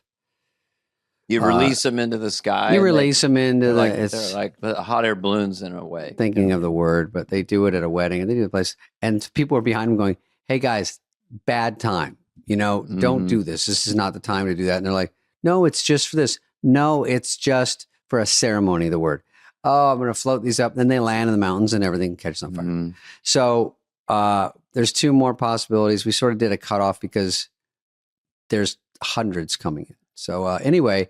That's sort of a positive note. That's great. I won't say the guy's name. I don't think he cares, but I just thought, whatever. He got it. It's real. We have another update, which is Stephen Greer. So Dr. Stephen Greer was on our show that kind of blew up on YouTube. UFOologist, former UFOologist, trauma doctor. Says, in the next 3 weeks to a month, and it's been exactly a month. So they did have a reveal the other day, and I think this might be what he's talking about. Okay. So this is, they say, the problem with this and everything in the last 2 years, is it real? You can't freak people out unless you see it in the sky, and it's shooting lasers or landing and people walking out.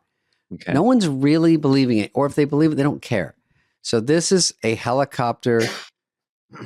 This guy is a whistleblower. He runs a helicopter, I think, that takes the UFO 20 feet long, shaped like an egg, and dropping it somewhere. News Nation has independently obtained previously unseen video obtained from a secret UAP craft retrieval program. Which is also this extraordinary UFO. Footage clearly shows an egg-shaped object dangling that's the tell. In a sling below the belly of a helicopter. The belly.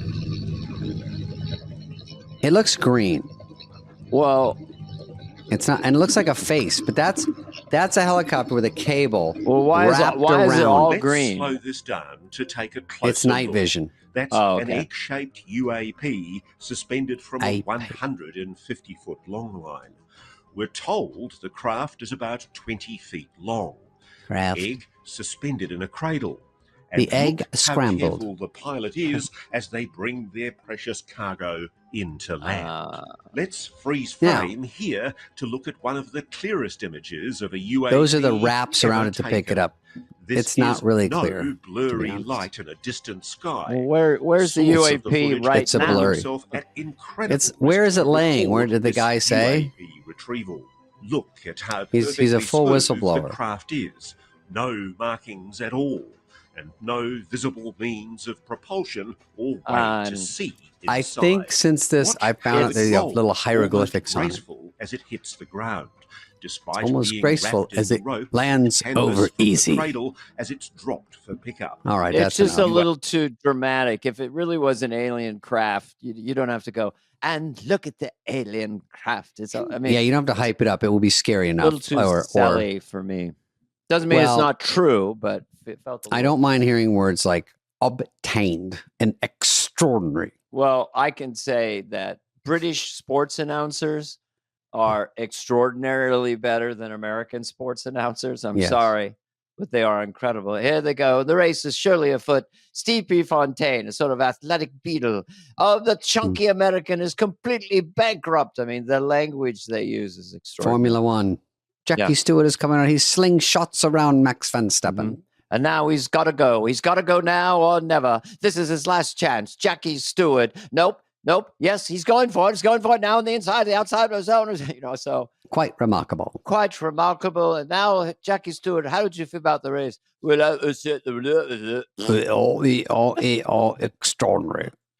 Well, I will say this UAP might have been a whistleblower, but it's a start. And I think if they opened the egg hatch, walked out, hello, my baby, I would need something like that. That's what people are wanting. Well, if you've ever seen, you're a little younger than I am, The Day the Earth Stood Still. a saucer lands on the White House lawn, and a big giant robot comes out and starts talking. Starts fucking shit up or no? No, but maybe threatening to. And then there was an alien. What are you looking at?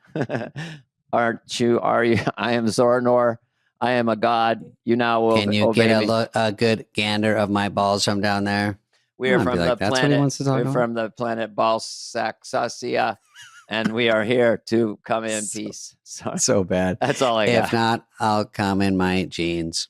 Mm-hmm. Excuse me, Zazordia. Hey, man, I want to have this guy on our podcast about the universe. This astrophysicist and aliens. You know, we don't know.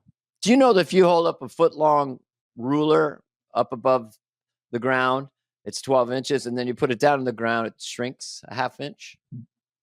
No. It's literally not 12 inches because of sort of mass versus space and space versus time. And that might have to be a two-parter. What I would use in my real life is if I climbed a ladder, would my wiener look bigger? Just so I know if I should buy a ladder for my house.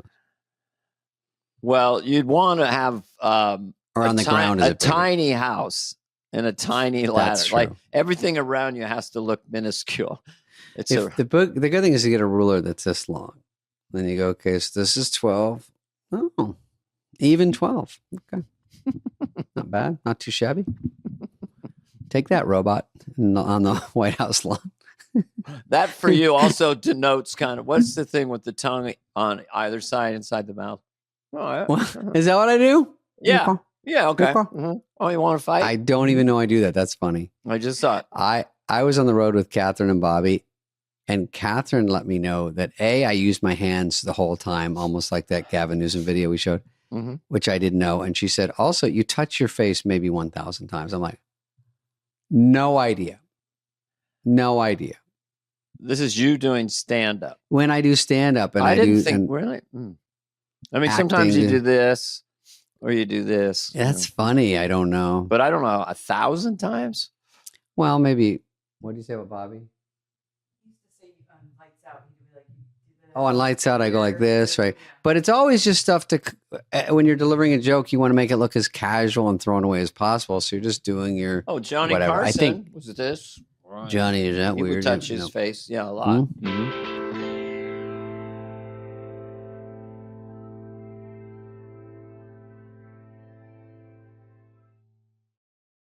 ShipStation, I could talk about this all day because this is everything when you have a chaotic life. This is what you need. Yeah, it's stressful. The holidays, hectic.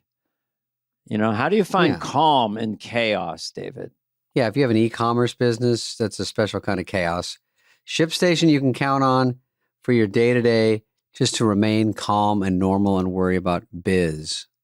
Exactly. You're going to save hours and money every month by shipping from all your stores with one login, automating repetitive tasks. You're going to find the best rates among all the global carriers, David.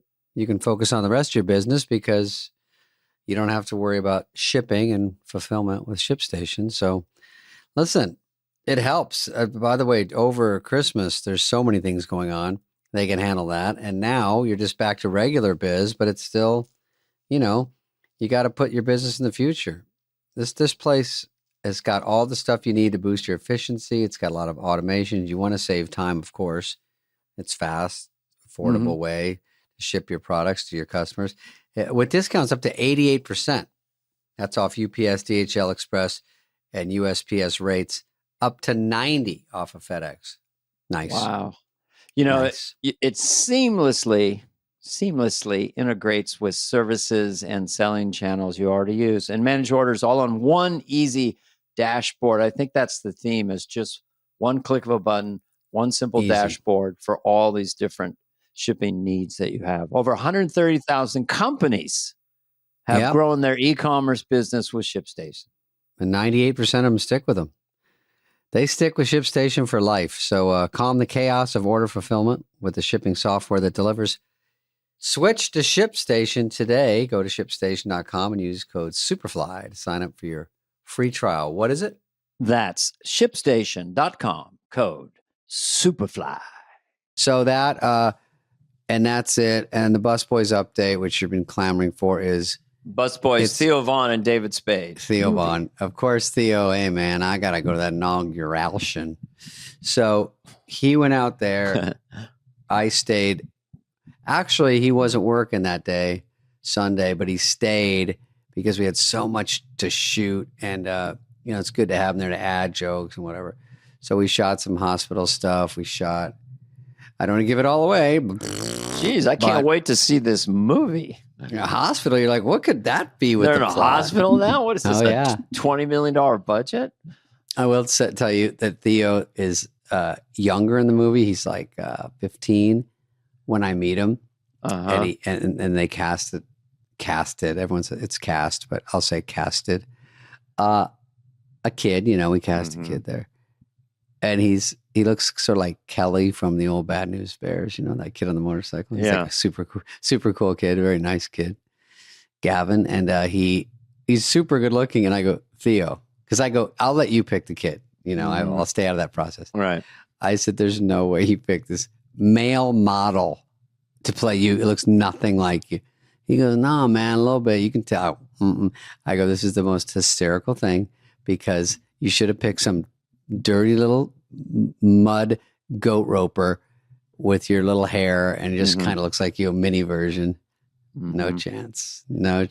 Oh, this guy's like, deej. But the kid was good.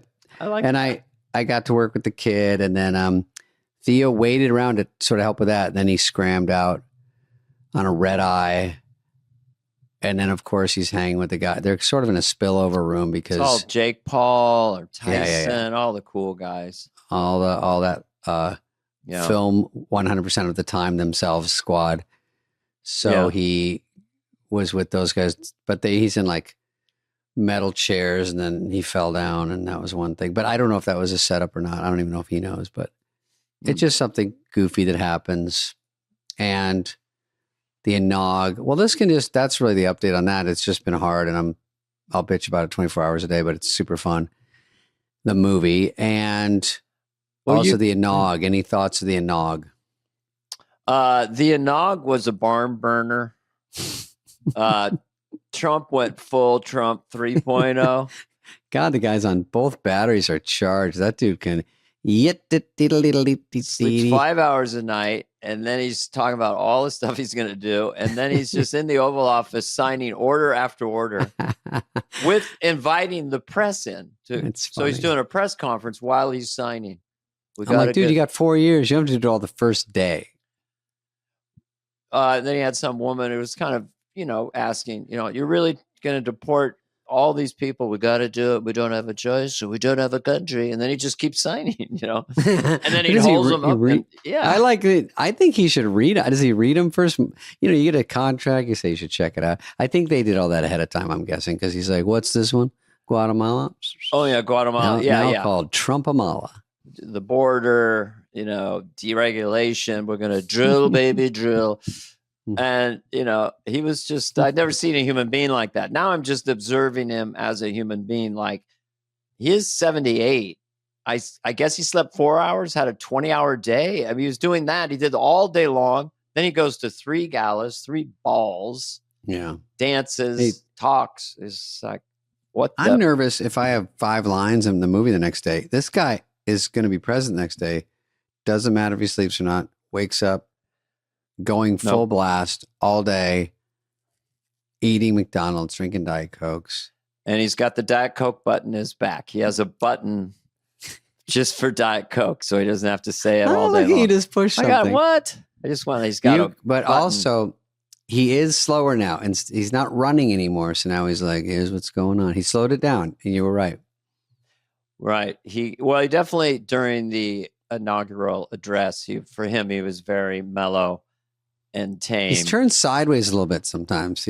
I think he's reading those clear glass prompters, which I don't know if everyone knows. He's got speeches written, but you can't see them. Yeah. It's very weird. Very interesting. Everybody invention. uses them, teleprompters that are invisible kind of to the audience. They're unreal. They're kind of invisible. And he's like just kind of leaning over there. And anything funny? Oh, I saw a photo that was funny about Melania's hat. Yeah. That's funny, right? God, look at her. She looks really sturdy and stiff and ready to go. Very pretty. I kind of like this look. There was a lot of good looks there. I just give her a lot of credit because she's making a statement. That's a very potent look. And then she's very serious, but then all of a sudden she'll smile and her face completely changes and she's super charming. And Trump was saying, when she's mad at me, she calls me sir. And then he goes, I got to tell people that I'm kidding or they'll just be going crazy on it. And then she smiled about that. And then she put on a gown. And it is show business. I mean, Donald Trump was, the real estate developer. And then he had the show for 8 years. Yeah. And so he's a television guy. Look here, go there. And I think he made a choice, which is kind of smart. You don't go gray. You don't go gray. I keep it blondish, And then all of them have teeth that are incredible. Like you got to have the white teeth. You got to be tan. You can't be pale. You got to have an orange glow. And he's kept it. And somehow I thought his genetics say yellow broken teeth, super pale skin, and just a little wisp of gray hair. He'd be like Bernie Sanders, except so he's show Who's business. older? Bernie. Bernie's on fire. It shows you Bernie's that we all age different.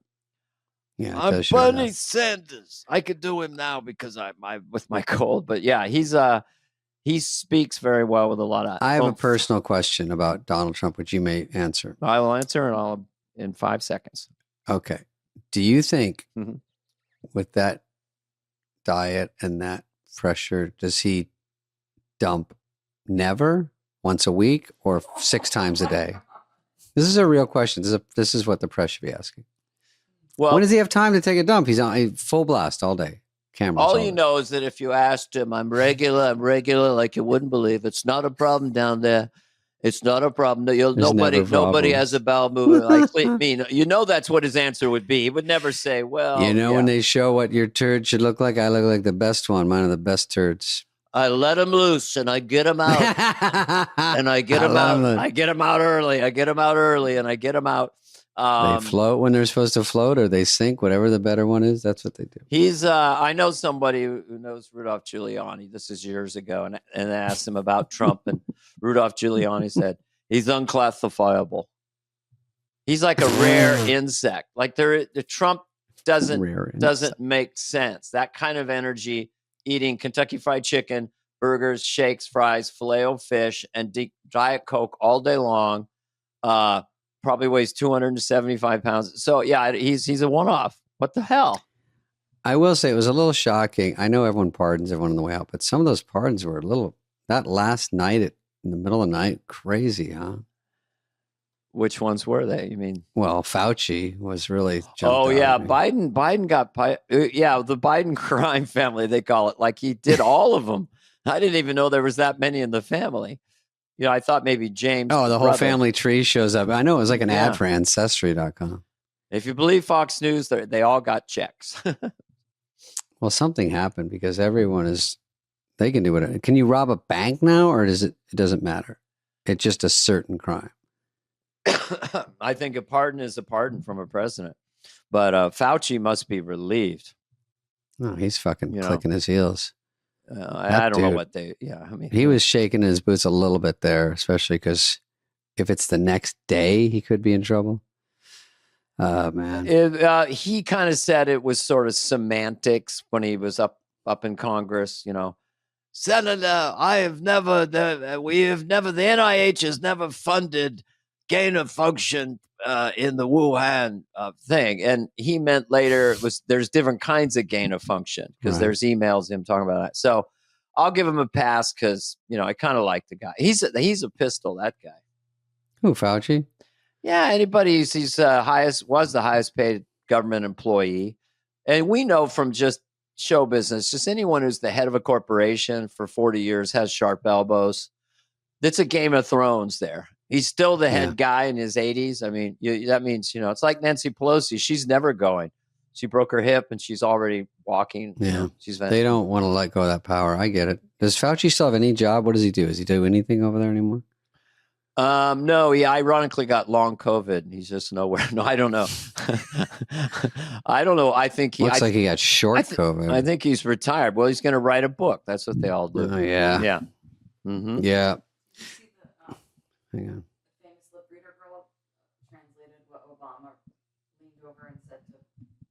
Oh, Obama leaned over to George Bush and said, "How do we stop this thing?" Yeah. Something like that. That's what a lip reader said. You can pull it up. We're on the inauguration. I did see that in a paper this morning. Lip reading is not a perfect science, but it's fun to watch. It's pretty close, according to the movie 2001: A Space Odyssey. So. I saw an ad for that today, and I'm like, that was the AI reading. The girl that reads the lips is partially deaf. You said she must be. Okay. Oh, here's the bit. Okay, this is on TikTok. Okay. There we go. Thank you. Good to see you. Yep. Thank you. How can we stop what's happening? How can we stop what's happening? I think that might be right. Okay. It's hard because it was a side angle. Yeah. She does side lips too. But whatever George W. Bush, like Michelle loved him. He'd give her mints and stuff. And when they go to funerals, they'd meet up. They Michelle like the Obama, Bushes? Yeah. And, they like both of them, but they like him because he's funny. He's got that frat boy fun energy. Hey, Yeah. doing? Hey, Barack, So, by the way, that was shown on TikTok. I don't know if the TikTokalypse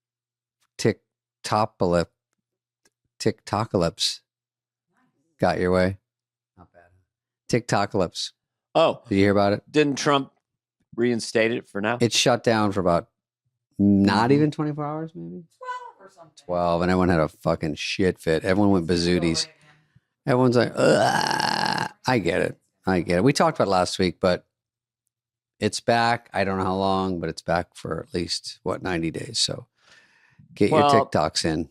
Yeah, I mean, for me, I just I kind of feel like I need a break. It's winter. I want to go south. So there's an island off of Cuba. I can't remember the name, but it's in the Gulf of America. Yeah. And yeah.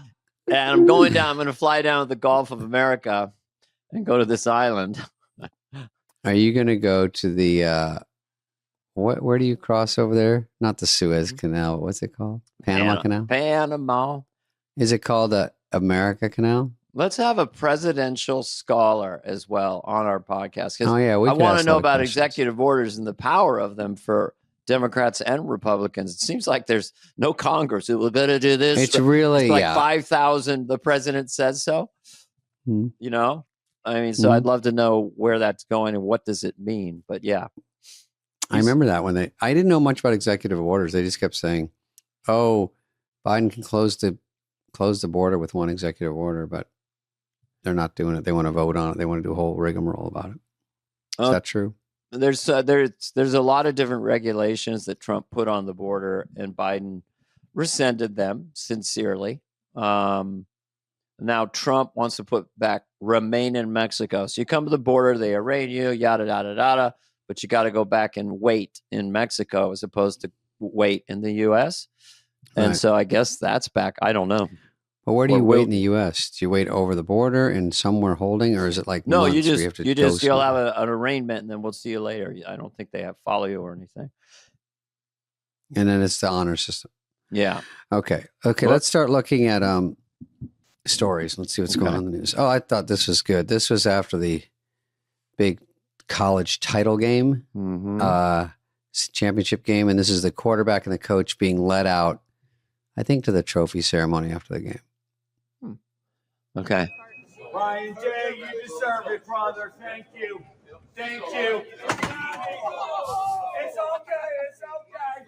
Broken axle. Oh, yeah. She can't look at it. It's pretty bad, actually. Wow. You'd think it would bounce off. I thought it was She wasn't going that fast. Hysterical. So that's like the guy who just won the game, and there's the coaches and some players in there. They're like, you got to walk from here. And it was da-da-da-da, and then boom. Yeah, and it runs right into a wall. Love it. Why did someone yell, you fucking deserved it? I think they meant you deserve the win. Oh, and before they hit it. Put an F word. Yeah, people are you throwing that F word around. I don't like it. Go ahead. What's the next one? I could play that one.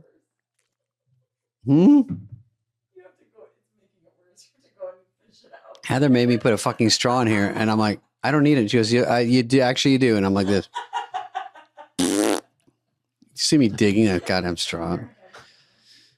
You have a great diet. Heather keeps you, gets you a little green. No, this is a sponsor. Dana, she doesn't need that. I'm observing something. I'd like to make an observation. Great diet, because I can't eat because she buried the straw in the bottom. It's in quicksand. Okay, so this is a house. Dana, could you stay in a house for an hour for $5 million? What is it, a haunted house or something? Show me the video. I would say you could yes. handle it?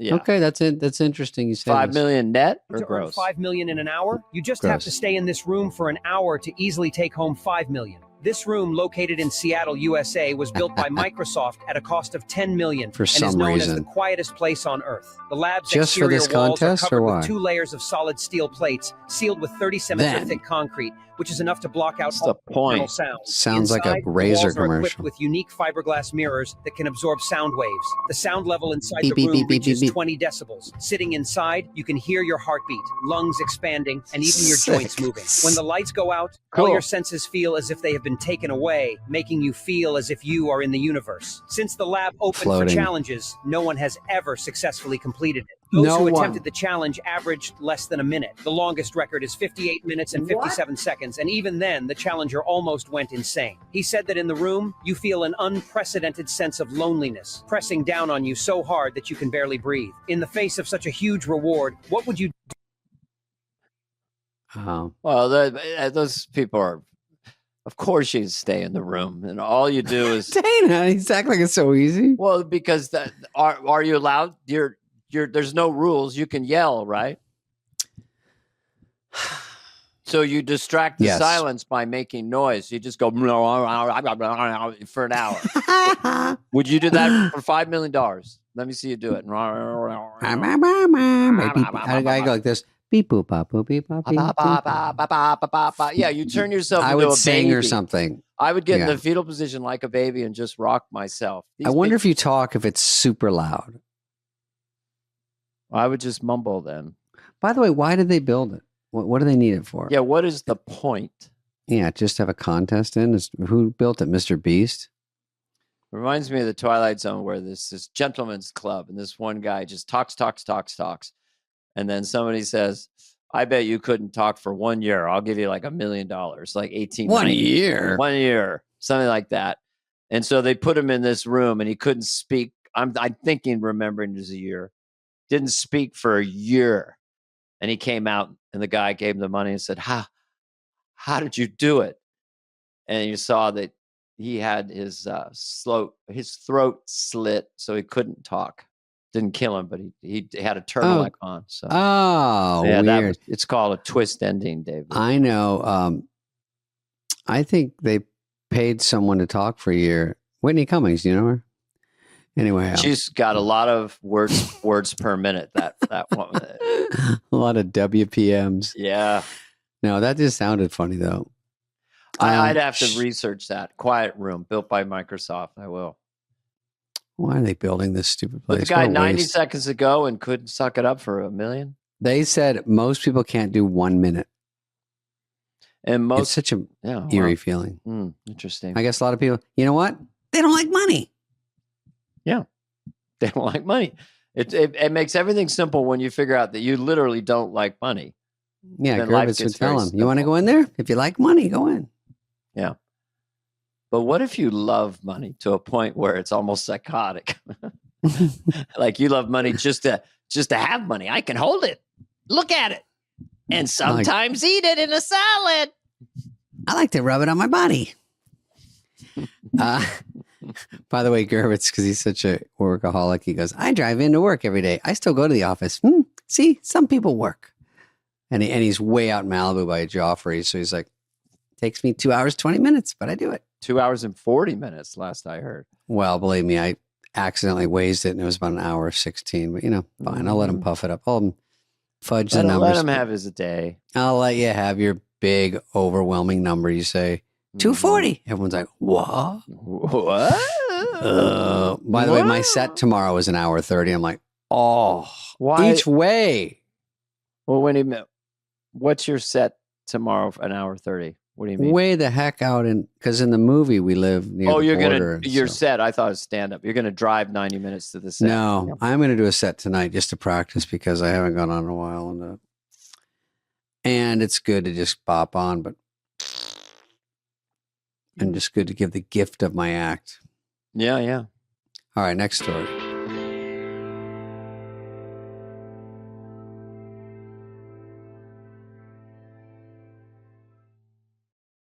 Okay, so you got to follow, tag BetMGM across all your socials. You know this. Are you serious? BetMGM.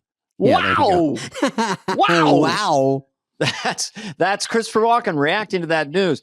Also, the tagline, the sports book born in Vegas. Wow. Vegas born sports book. They are the sports book born in Vegas. Sports book born in Vegas. Yes, Walken, you got it.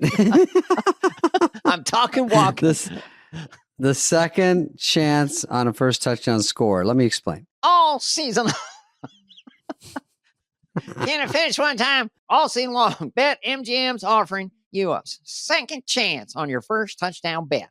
When a customer places a wager on the first touchdown score bet, and he does not score first, can it finish one time, but scores second, we will return 100% of their stake back in cash. BetMGM and GameSense remind you to play responsibly. BetMGM and GameSense remind you to gamble responsibly. See BetMGM.com for terms. 21 plus only. This U.S. promotional offer not available in Ontario. Gambling problem, Dana? Call 1-800-GAMBLER. Available in the U.S. For New York, call 877-8-HOPE-NY or text HOPE-NY 467-369. For Arizona, call 1-800-NEXT-STEP. For Massachusetts, 1-800-327-5050. For Iowa, 1-800-BETS-OFF. For Puerto Rico, 1-800-981-0023. Subject to eligibility requirements in partnership with Kansas Crossing Casino and Hotel. An early screening of Mission Impossible: The Final Reckoning reportedly almost caused a heart attack for an audience member. Now, I know what this is. I'll tell you what this is right now. Just hearing that. Okay. Hype. Okay.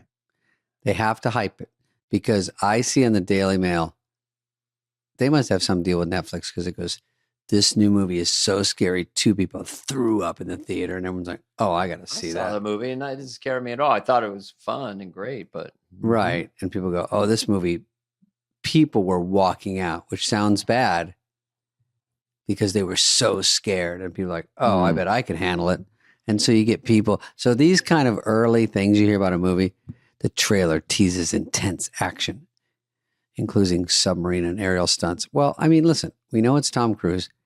I don't want to sound like a hater because I do like these movies. I'll probably go see it. But they're all sort of blurring into the same movie. Like, dun, dun, he runs here really fast. I think this is number 8.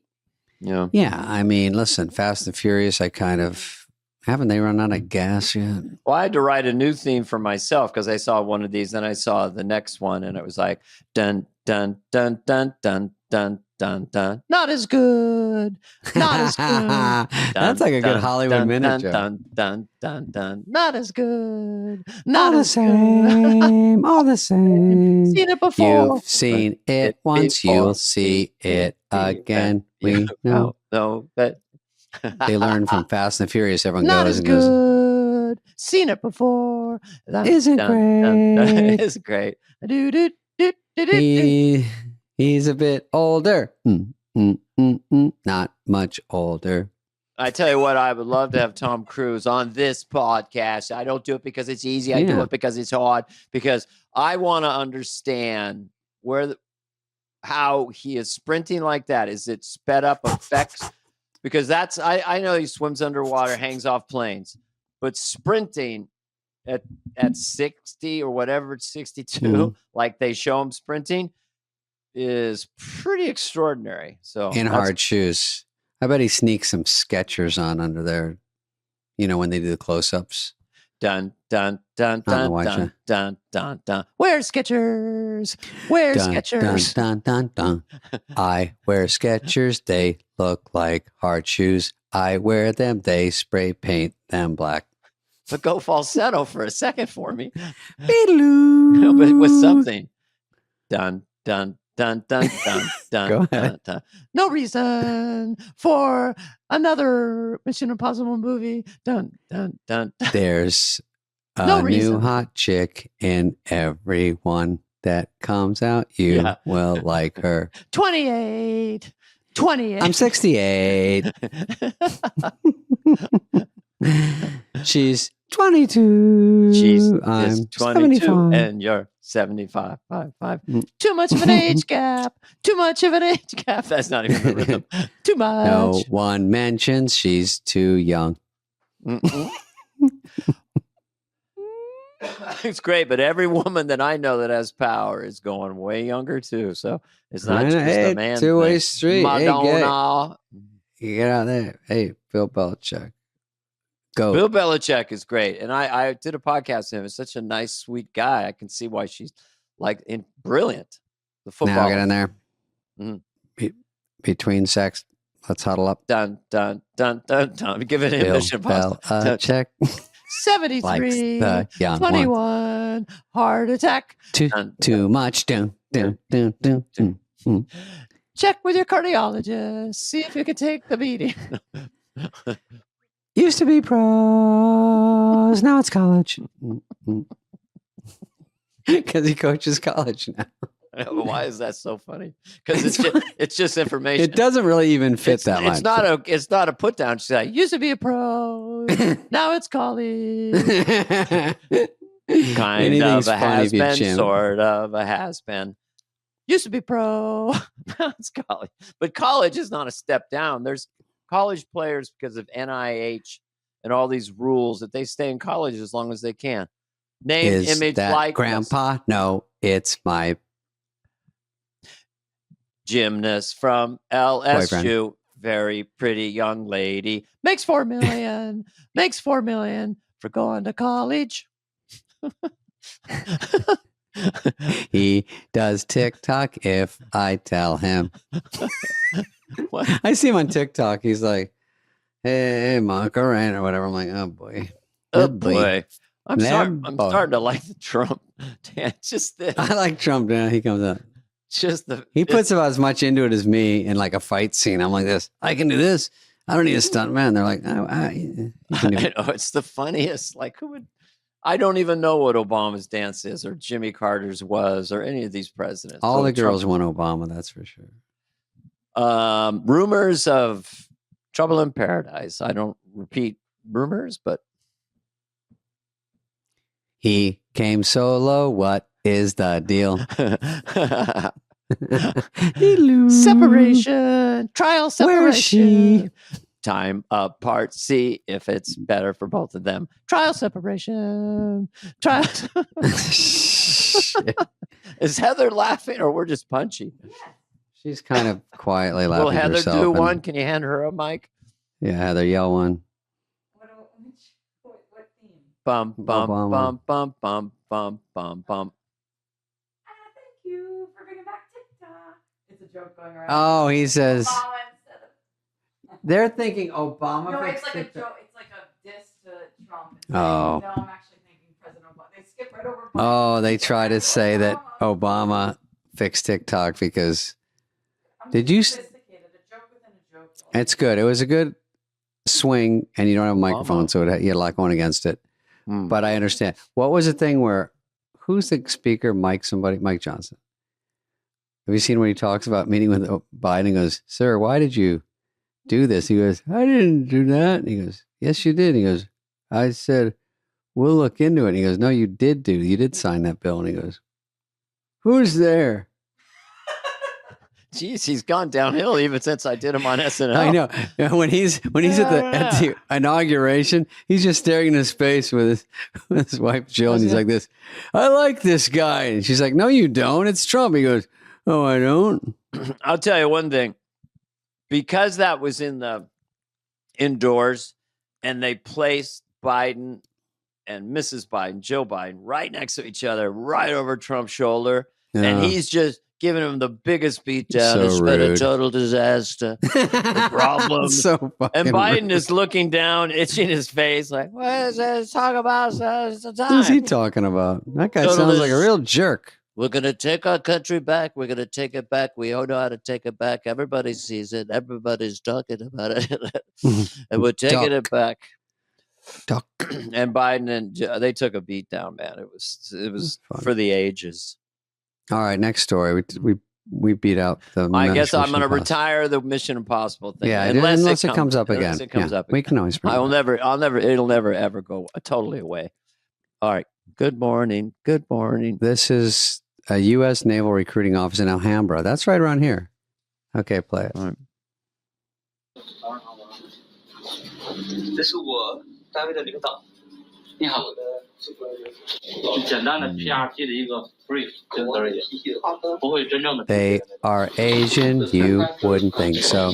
Okay, so every recruiter here is Chinese, as well as all the people coming to enlist. The working language is Chinese. This was filmed by a Chinese YouTuber. So there, you can turn it off. It's too loud. It's too loud. And I don't know Chinese as well as I thought I did. Is that Mandarin, Dana? Does that just mean Chinese? I guess it's a dialect in China. Yeah. Okay. I went with my wife because my feet are kind of gnarly. I know you're a bath guy. You're a bubble bath guy. I still do. You're a bubble bath guy, so you can reach and see, and you wash your feet intentionally. But I don't take baths, so I'm in a shower, and I don't have nowhere to put my foot, so my feet are gnarly. So I went to nowhere to put my foot. What's if I'm trying to clean my feet and stuff, you're going to lift up. Oh, you don't have a step or something. Not really. And then I can't. I'm not wearing readers in the shower, so I'm Mr. Magoo in there. You don't know where your feet are? Long story short, I go to a place, they call it a mani-pedi. You know all this because you're a metrosexual. That's a mani-pedi, manicure, Mm-hmm. pedicure. Pedicure is the hands. I don't do that. But they're doing my feet, and they're incredibly charming people from somewhere in Asia. Set it up. So I said, how do you say thank you in Mandarin? And she said, we are Vietnamese, you know. And I go, fuck me. And they go, no, that means hello in Vietnamese. You know?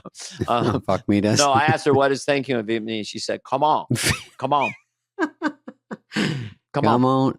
Let's come and get some? No, she just said, come on. You got to do the accent. Come on. She goes, you're doing it right. A lot of people come in and say, come on. You know, like American accent. You're best. So I say, you know how you say thank you? You go, rack 'em. That is my mani-pedi story. That is my mani. Not really interesting. Well, the Navy's going to have some Chinese people, so that's good or bad. I don't know if they're allowed to get other The American countries. Navy is going to have foreign nationals in their military? No. It seems like it. Really?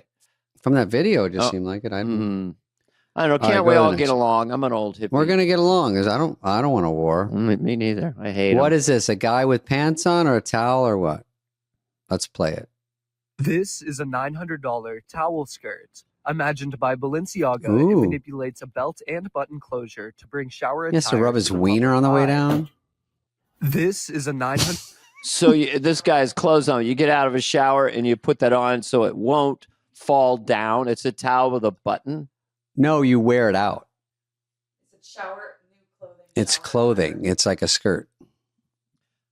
It's like a skirt, and you put it on outside and walk around. I like when Dana's like, what the fuck is going on in the world? Okay. Yes, and it's expensive. $900 towel. Comes with a button. That's great. $900 to put a button on a towel. Call it a skirt. Okay. I'm in the wrong biz. That's a good business plan, you know. Section. Kat and I are doing. Yeah. How much was it? 900? Balenciaga. I like that Balenciaga got in trouble for some sketchy stuff, and they're back full swing. Nobody gives a fat buck anymore. Yeah, there's no more cancel culture, kind of, right? Or I mean, unless it's Harvey Weinstein or something. That's That's a good one. But he's literally grandfathered in. Mm-hmm. Okay, what's another one? Do we have any other ones? Oh, how would you like to be skiing and this happens? This is really worst case scenario. You're skiing, you're on the lift. This is going to be a great day. Go ahead. A freezing geyser of water, and you can't move. Look at the guy's kicking his leg. What do you do, Dana? Freezing guy. Well, it's freezing water on your snow, so it's freezing as it hits you, literally freezing. I would have to jump off. I'd have to find some way out. I couldn't take it. Well, first of all, for the people driving, so you're just going down a ski lift. Apparently, the ski lift stops, and then there's a broken main or something, and ice cold water is spraying up on you and freezing on your body, and they're just hanging there. What happened? Did they jump or? I don't know. TikTok didn't tell me the rest. Would you jump? Would it be safe to jump? I saw one where the ski lift went on 5 times as fast and people were whipping around at the bottom and it just throws them off and everyone's jumping back going, what are you doing? And people are coming there going, jump off. And then it goes, kadoosh, they're on that hairpin and it just flips them backwards upside down and people are flying. That one's gnarly. We'll play that next week. Danglers are kind of funny. I'm not really into danglers. I always get a little nervous when I'm dangling, like you just, if you're on some amusement park ride that's going up and you just have this little thing. But I would say, have you ever been on a tram and it's like 2,000 feet down? And even though the odds are in your favor, you're like, I'll be glad when we get to the base camp. Sure. Yeah. I'll tell you this. When you see these people, like let's say this, and they say, it was like that for 11 minutes. Or they were dangling upside down a roller coaster and they got saved after 40 minutes. In your head, you think, I could probably take 40 minutes out. But when you're there, there's no time limit. You don't know that yet. So in your head, you're spinning out going, this could be 3 days. Can I live? But when you hear later they were saved and the time frame, you go, maybe I could do that long. But you don't know. I've told you this before, I think, but maybe only once. I was somewhere doing a corporate date and then I was going to christen a roller coaster. But it was gigantic. It was like Magic Mountain on acid. And I'm watching it upside down and turning and going like a pretzel in the sky, like a 5-mile loop. Sure. And then I'm going, okay, I'll do it. I don't know. All right, fine. And then they go, the temperature just dropped too much. You can't go. So, of course, to be a hero, I said, are you fucking kidding me? I want on that thing now. But anyway, I didn't have to do this silly thing. You were never getting because if it goes up and then if it freezes upside down, then they've got to get the hook and ladder, and you just it ruins your day. Not a chance in the world I would do that. I'm such a magnanimous puss, dandelion. I could not be upside down on a roller. Well, I'm trying to calm down most of my life. I'm not looking for thrill rides at this point in my existence. I'd rather be on a seaside chateau with a cocktail, looking at the seals play on the beach. My medulla oblongata getting slapped around my head and my C5. You get enough adrenaline rush from just walking out on a stage and stand up all the time. I get adrenaline from seeing that the fires are contained. They're not even fully contained, the regular ones. Now we got this new mother effer out there. All right, we can wrap up, Dan. Let me see. So hopefully the next Fly on the Wall or podcast, I will not have this disease. You were fine, Dana. No one has any complaints. It's just when you cough a lot over a period of days. It's kind of sore. I'm not complaining. A lot of people have it worse in the world, but it's a little bit uncomfortable. When we get off the air, I'll ask you if you have any extra codeine cough syrup, and then I'll drive up there 3 hours just to get It's the one thing I'm allergic to. No, we get it anyway. I've got some stocking stuff stuffer. I can take. Yeah, I have stuff I'm taking. For me, it just hasn't kicked in yet. Yeah, that's all. Anyway, don't hide, divide. You know what I'm saying? Don't be tight. Splurge on the urge to emerge. You know what I learned in school? How to share. Okay. All right. So, Dana, I learned watching cartoons. What's up, Doc? Yeah, what's up, Doc? So we've learned a lot.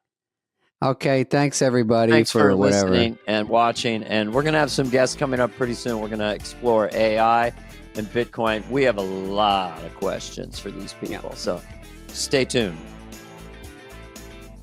This has been a presentation of Odyssey. Superfly is executive produced by Dana Carvey and David Spade, Jenna Weiss-Berman of Odyssey, Heather Santoro, and Greg Holtzman. Hope you liked it. Ooh.